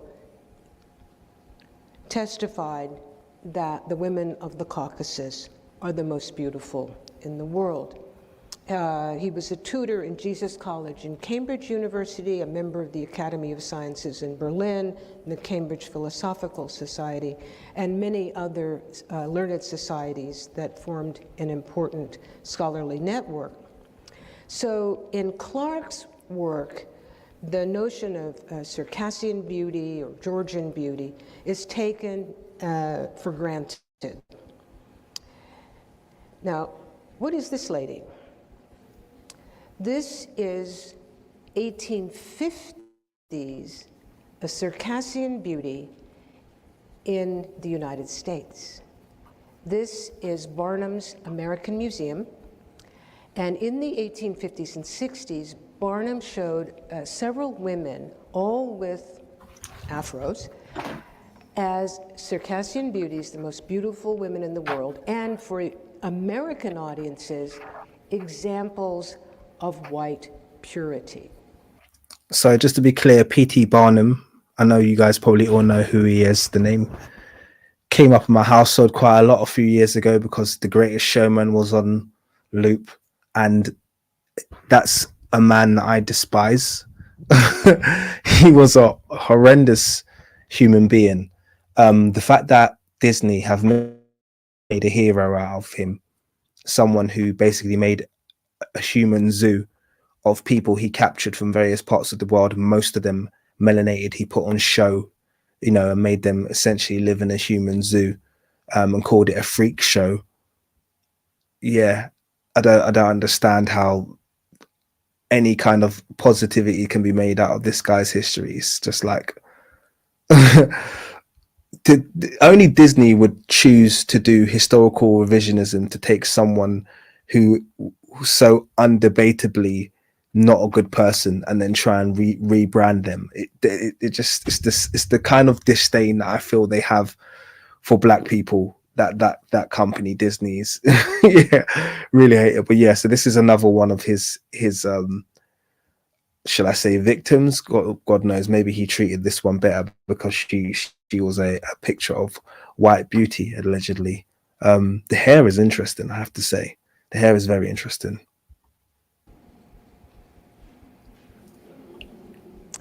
Now, why the headdress, or why the hair? I mean, we know why the hair. She had hair like this and she let it grow. But why was this associated with Circassians? This is the headdress of Circassian warriors. So the woman in New York, her hair echoes the headdress. Now, over and over again, in the authorities I've mentioned to you, the idea of the beauty of Caucasians is linked with the idea of the slavery of Caucasians. So before the Atlantic slave trade to the Western Hemisphere shaped our ideas about what slave trades are all about, there was a slave trade from this part of the world, that is, the Caucasus, Ukraine, Crimea, and so forth. And that trade goes back before the reaches of time. So I need you to pay attention here, okay? She's going to educate on something very, very key. So I'm actually just going to bring that back a few seconds because it's really important that you understand the significance of the point she's about to make here. Shaped our ideas about what slave trades are all about. There was a slave trade from this part of the world, that is, the Caucasus, Ukraine, Crimea, and so forth. And that trade goes back before the reaches of time. This is Herodotus. Herodotus, writing in the 5th century BC, writing about the enumeration of taxes and tributes paid to the Persian kingdom, collected from the lands that it controlled and the lands even far away in the distance. He said that a voluntary contribution was taken by the Colchians, that is the Georgians, and the neighboring tribes between them and the Caucasus, and it consisted of, and still consists of, that is in the 5th century BC, every 4th year, 100 boys and 100 girls. This was before Herodotus could even see the beginnings of it. I should add, Herodotus also mentioned a tribute from the southernmost part of the edges of the Persian world, and that was for people called Ethiopians, and what they owed was gold and ivory. People were not mentioned. So she was very clear, and there's a reason she pointed that out there, okay, without having to be too explicit. She's been quite clear there. She said in the Caucasus region, they had to give a pledge of certain amount of boys, certain amount of girls. That was a part of their pledge. At the same time, a pledge was given by the people we call Ethiopians, i.e. black people, and that was for gold and silver, and there was no mention of people. So she's deliberately being quite explicit about the fact that this trade, this human trade, this trafficking that was taking place had nothing to do with with black people of the time. Hopefully then disassociating in people's minds that link that people have between black people and slavery, which is something that has been fabricated in the last 200 to 300 years. It's a very new, very recent fabrication, this association that people have with black people and slavery. It doesn't have its roots in history or antiquity. So the Black Sea slave trade was the slave trade in the Western world until the 15th century, when the Ottomans captured Constantinople. Come on. and cut the Black Sea off from Western Europe. Anyone would think I was trying to stream 4K. This is like a 360p video, man. This is so frustrating.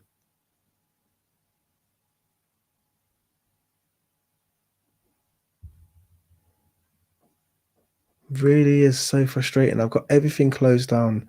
I don't know how to improve the performance on StreamYard. Maybe StreamYard is just rubbish software when it comes to streaming videos, because it does this all the time as well. It always starts off well and then starts to slow down. So that makes me think it's not.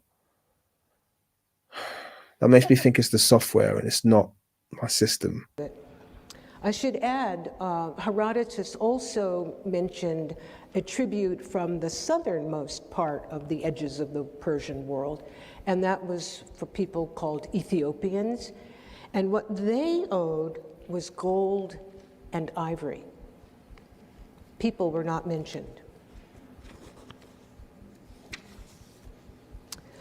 So the Black Sea slave trade was the slave trade in the Western world until the 15th century, when the Ottomans captured Constantinople and cut the Black Sea off from Western Europe.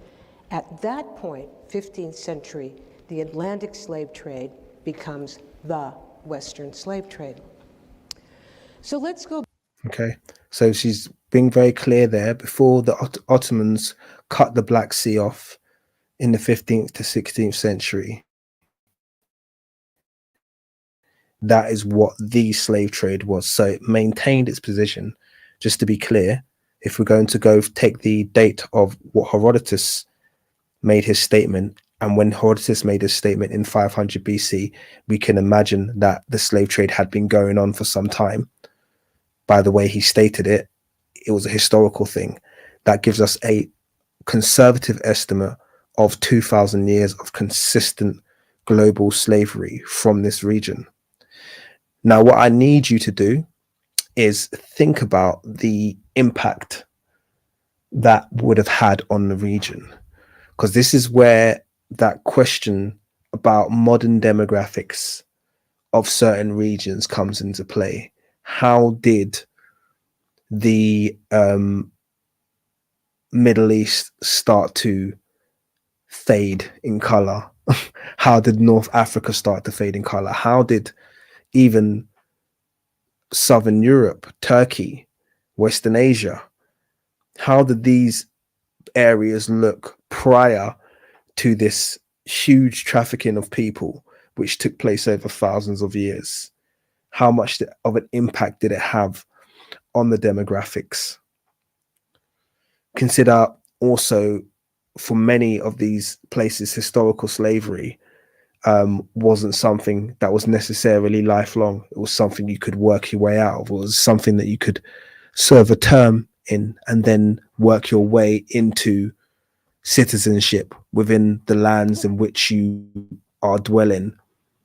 So you would have seen, wherever a number of these slaves were settling, you would have seen a demographic shift over time.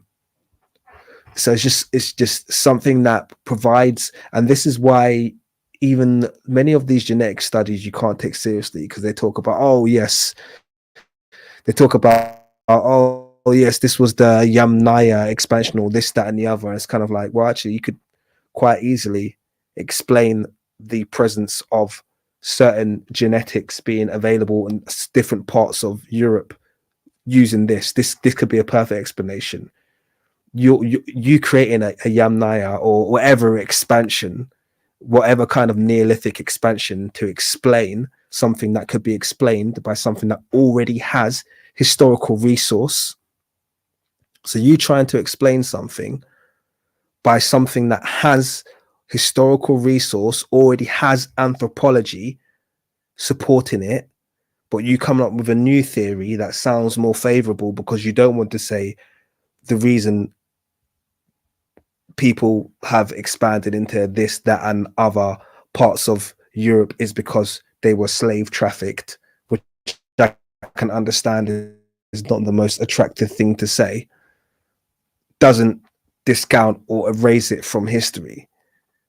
So this is the thing. So remember how people interpret things like genetic information. That's very much a choice. Okay, they can attach whatever story they want to attach to the reason why a people have expanded from one area to another. But what you can't, or at least what you shouldn't do, is ignore a highly documented historical event that's provable, that provides a much more plausible explanation as to how people ended up from one place to another, or how genetic data ended up from one place to another.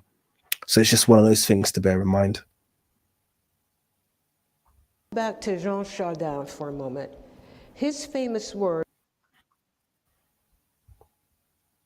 of 1689 actually described a familiar experience in the Black Sea in the 1660s. This was Chardin, who was in the cameo there. Chardin was actually on a voyage to India to buy jewelry, but he couldn't go his usual way, the southern way, so he went through the Caucasus, which he hated. He hated it. But in the Black Sea area, he describes a situation where he was on a boat with captives, with slaves. And he talks about one particular woman who was 25 with a smooth, even, lily-white complexion and admirably beautiful features. I have never before seen such beautifully rounded breasts. That beautiful woman inspired overall sensations of desire and compassion. Now, it turned out that on that voyage and on that boat was a Greek trader, and Greeks handled that long-standing Black Sea slave trade. So Chardin tells us what people cost. He says in crowns. I have translated it into pounds so you can get a sense of what we're talking about. Pretty girls aged 13 to 18 went for about 60 pounds. Plainer girls for less. Women went for about 36 pounds.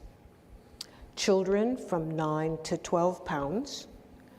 Men aged 25 to 40 for about 45 pounds. Those older, only about 24 pounds to 30 pounds. The Greek merchant, whose room was next to Chardin's on the boat, bought that beautiful woman with the baby at her breast for about 36 pounds. Daniel Edward Clark, our Cambridge Don. So just hearing that story by Chardin, just once again, just re-emphasizes, it's just gross. I'm sorry. Like, these people write about their rapacious, lustful desires, and they try and do it in the most, poetic way. But this is once again just that kind of feeling of, access to anything, access to anything, to any desire, without having any kind of limitation, without having any kind of restriction. She aroused such feelings of desire and compassion. How do those two feelings even go together? Desire and compassion. You're either compassionate towards her, i.e. you want to help her, or you desire her, i.e. you want to exploit her. How can you feel both desire and compassion at the same time? That just sounds rapacious to me. These people are just, I don't know, man. There's just a lot of these people who ended up writing these things. It feels like they just kind of like, project what were the values of the time for these colonies, which were they could just do with populations of lesser people as they wished, essentially. Also located Circassian beauty or Caucasian beauty in the enslaved. The Circassians frequently sell their children to strangers, particularly to Persians and Turkish seraglios. The most beautiful prisoners of both sexes go there. He speaks of one particular Circassian female who was 14, who was conscious of her great beauty, who feared her parents would sell her according to the custom of the country. How much? Did you hear that? So she's feared, and I've touched on this before, she feared her parents would sell her according to the custom of the country. So here we are talking about a region where slavery was so endemic that parents were accustomed to sell their children. You know, I'm sure husbands were probably accustomed to sell their wives. This is endemic. Like people, this is a nation that's literally, or a landmass, I should say, that's literally been bred around the custom of, and the reason I say this, it is very sad, but the reason I highlight this is in spite of what the claims they make about Africa, they cannot find a single instance where a man willingly sells, or a parents willingly sell their children, or men willingly sell their family. You might find the situation of two warring ethnicities or neighboring ethnicities, and one, you know, takes advantage and sells another and traffics another. I'm not saying that's any better, but I'm just saying it was never something that was agreed within a community. Yes, we're going to sell half of our own. Slavery's never taken a hold like that. So all indications with the evidence we have suggest that slavery is still, even to, you know, well, I'll say still, it's kind of, but, you know, it's modern. And when it comes to Africa, it's not something that African people were used to. There's no evidence of it being endemic or accepted in the culture. It's always something that has had to be forced on Africa by violence. Whereas we have a region of the world where it was so endemic, where there was no violence whatsoever. It was kind of like they had an entire economy built around the selling of themselves. And yet you'll hear the accusation, you know, always fired towards Africans. Oh, well, you Africans sold their own into slavery. You know, that's the modern British argument. Oh, they sold their own into slavery. Oh, Africans captured Africa. What about your slaves? Should we talk about Caucasian slavery, since you call yourselves Caucasians? Should we talk about Caucasian slavery? Because men sold their kids, which I think is far worse, personally. But that conversation doesn't happen. No one wants to have the conversation about the longest standing slave trade that took place in Western Asia, the very place where they kind of like claim descendancy from. No one wants to talk about that slavery and talk about how barbaric that was. But African slave trade is suddenly seen, is for some reason seen as, you know, and Africans colluding with slaves is seen as the highest form of backwardness and barbarity there is. I can't even call it double standards, because as far as I'm concerned, what was taking place in the Caucasus region was far worse.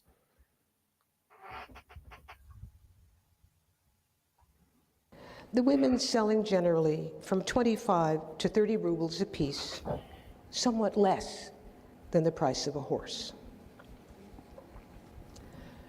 The beautiful young slave girl became a figure, and she had a name, Odalisque.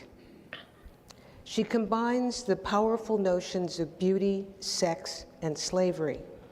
In American and European art, in the 19th century particularly, she looks like the white girl next door, but she is a slave, so you can do with her as you will.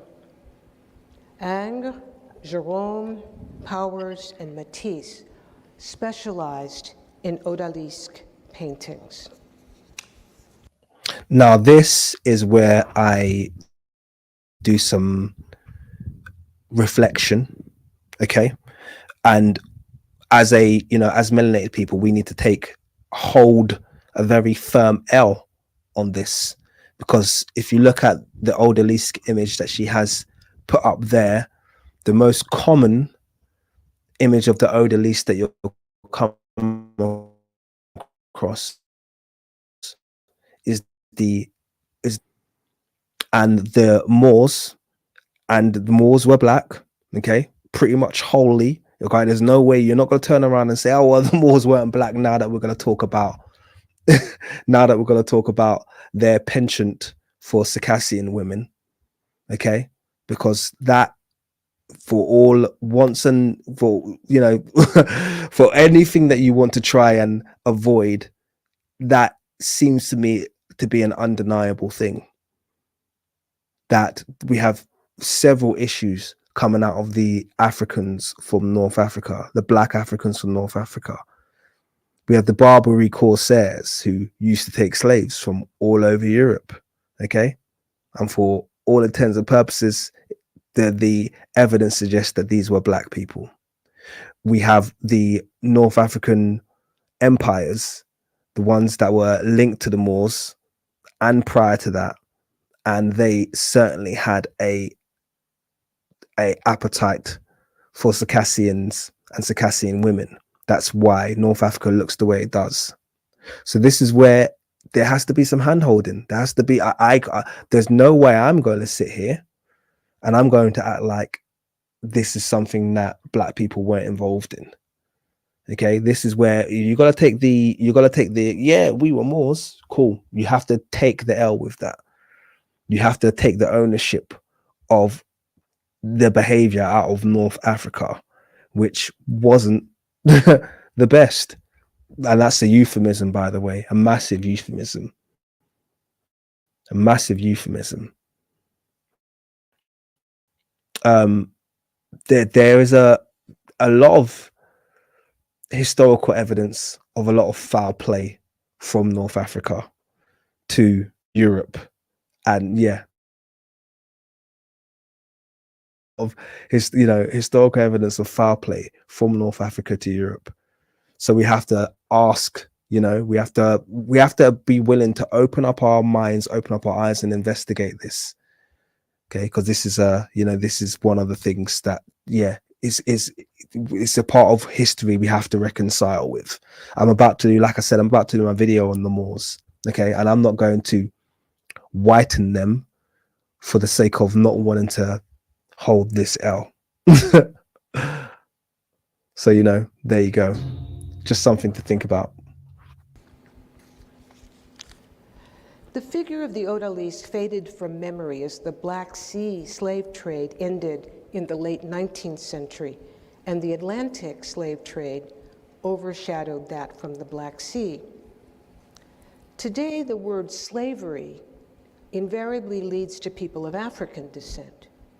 Americans seldom associate the word odalisque with slavery in the Americas.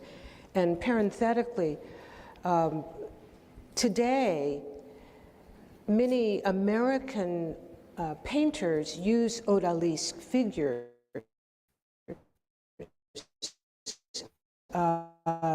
Micheline Thomas, for instance, has done a series of what she calls American odalisque.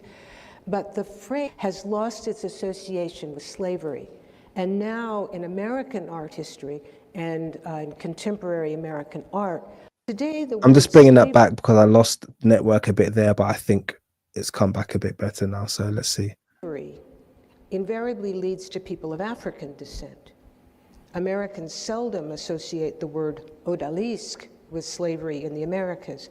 And parenthetically, today, many American painters use odalisque figures. Micheline Thomas, for instance, has done a series of what she calls American odalisque. But the phrase and the figure of the odalisque has lost its association with slavery. And now in American art history and in contemporary American art, odalisque simply refers to a beautiful woman, usually unclothed. Now, in North and South American history, the odalisque-like figure appears in the guise of the beautiful quadroon. In Uncle Tom's Cabin, for instance, Eliza and her son, in Harriet Beecher Stowe's work. The Caucasus and Russian imperialism. Although the Odalisque association of Caucasian beauty and white slavery has slipped out of memory, the Caucasus continues as a region in revolt against Russian control. Caucasians have not forgotten the ethnic cleansing they suffered in their 100 years war against Russians, which cost at least 500,000 Caucasian lives. And you will see part of this in part of a recent video which mentions the slaughter of Caucasians in a place called Sochi. زي الشغب شنقم أما خواجوا وشخر زي الشغب شنقم سيانم ينقر يبساثكر الشغب شنقم قخوا قشاخر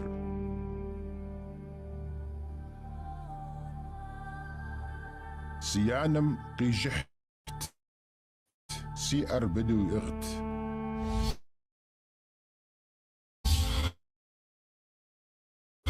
وجيات يقطع زعم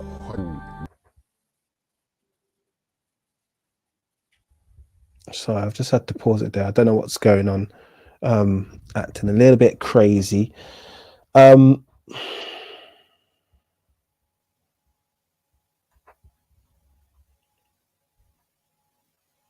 lot of funny comments today. I'm just going to let it buffer a little bit and hope that it plays better when I click play now. ورسدزم جوزافاغم دخازات سيانر نخبو زبثجرت يفجا بثنخرة باو بابشو جوزافو سري سيشنت. Whenever Russian power has seemed threatened, the Caucasian borderland has pulled away. After the Second World War, Joseph Stalin exiled millions of Circassians to Dagestan and Kazakhstan, places that came up in the story of the Boston bombers last spring. As the Soviet Union broke apart, Chechnya struck out for independence, and more recently, in 2008, Georgia and Russia played a part in US policy discussions. In conclusion, Caucasian is only one term for people of European descent. The word used depends on the context and the group taken as its opposite, who is speaking to whom, when, where, and for what purpose. The use value of Caucasian depends on its use, not on any basis in biological fact. The term Caucasian for white people grows from three main roots. One root lies in the history of imperialism, especially the Russian campaigns of Catherine the Great and her army, and the German-trained medical doctor, Diop von Asch, who sent so many specimens to Blumenbach. British imperialism also played its part in the person of Joseph Banks. One root lies in notions of beauty, Caucasians as the most beautiful people in the world. And one root lies in the idea and the ideal of enslaved women as especially beautiful, as in the Odalisque. So you had three links or three reasons for Caucasian being used as a terminology. One was beauty. One was, oh God, I've forgotten them all. Let me bring them back. Oh gosh. Main roots. One root lies in the history of imperialism. There you go. So imperialism. Especially the Russian campaigns of Catherine the Great and her army, and the German-trained medical doctor, Diop von Asch, who sent so many specimens to Blumenbach. British imperialism also played its part in the person of Joseph Banks. One root lies in notions of beauty, Caucasians as the most beautiful people in the world. And one root lies in the idea and the ideal of enslaved women as especially beautiful, as in the Odalisque. Yes, the term Caucasian for people of European descent is not only outmoded, it has always been contingent. It didn't work in pre-Holocaust Europe, where divisions were drawn between Gentiles and Jews were racialized even though they were of European descent. It didn't work in societies like the Balkans, where religion divided people. So you can use it if you want, but understand that. I find that quite interesting that she said the certain people were of European descent, because surely the entire basis for their justification for the occupation of the region that they're currently in is based on them being from there. And she's quite clear to say, no, they're racialized, but it's purely on their belief system. These people are European, of European descent. So interesting that. It's only as scientific as its use. When researchers start using Caucasian to mean white Americans, the term will no longer be recognized. Now, a coda. And to just be clear as well, she's made it very clear that the terminology of Caucasian just doesn't really have any basis. There's no strength to it. Particularly how it's extended and how it's expanded to encapsulate regions, everywhere. It just doesn't. There's no basis for it. It's a very bizarre attribution, particularly when it's used in anthropology. It should be challenged and it should not be used. On Thursday, the 17th of October, 2013, the New York Times ran a front-page story entitled, "Skull Fossil Suggests Simpler Human Lineage," illustrated by Skull 5, another sensational Georgian skull. Dmanisi, Georgia, the skull was 1.8 million years old.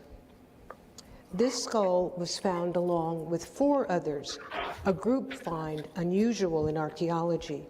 Usually skulls are found alone, leading anthropologists to classify each different one as a different species. Each single skull usually became the embodiment of a different group of humans, as was in the case with Blumenbach's 5 skulls.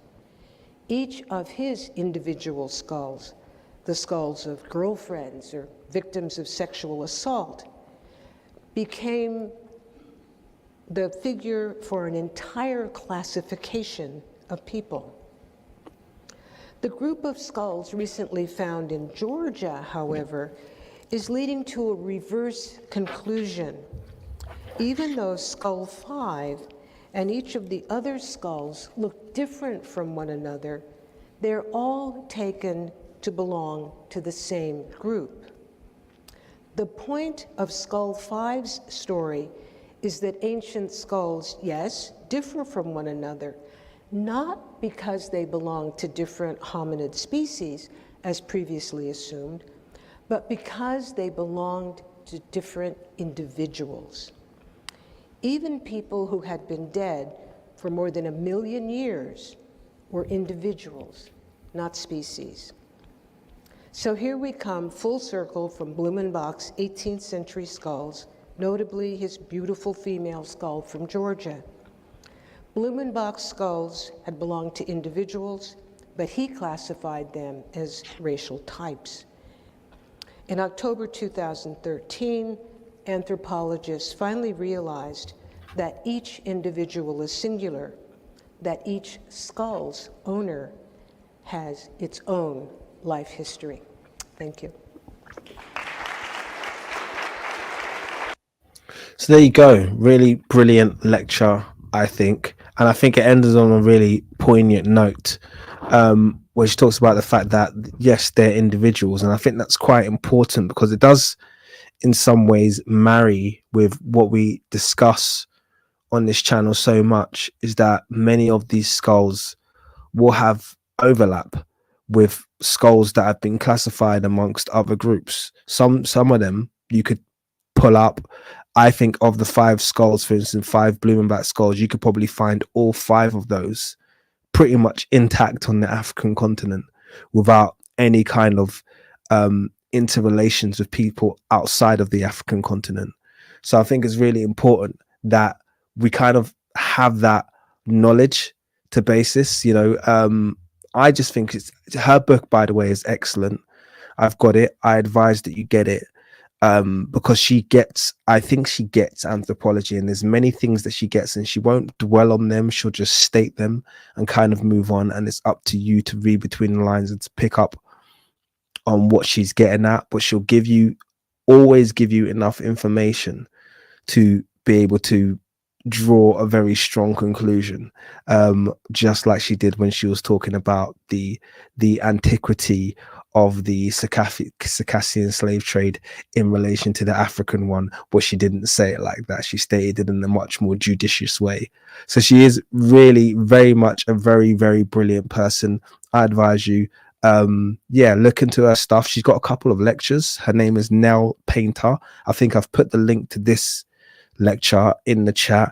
Feel free to do a search on her on YouTube. She has quite a few really good lectures. She actually has one called The History of White People. This one isn't called The History of White People. This is called Why Do White People Call Themselves Caucasians? But she has one on the history of white people as well that is very much very good as well. So yeah, I hope it's been useful. I hope it's been interesting and informative. And I think this is now as a good time as any to wrap up the chat. I just want to give a massive shout out to you guys once again for being active on the comments and on the chat. I wish I could have engaged with you more, but I was just very conscious that I wanted to reach the end of that video and I didn't want this live stream to go on forever. Thank you very much for everyone who's made donations, and thank you for new participants as well. There's been a few people in the comments who I haven't seen before. I hope you find a good home in this community. I will try and put out another couple of live streams towards the end of this week. I'll probably schedule them tomorrow. So at some point tomorrow, you'll probably see a few new thumbnails go up. Just put on the notifications, switch your notifications on now if you haven't got them on, so you get the notification when I post a new live stream, and then you can turn a notification on for the individual live stream. Thank you very much for joining me, guys. I hope you enjoyed it. Subscribe if you're not subscribed. Support me on Patreon if it's within your means. I'd very much appreciate it.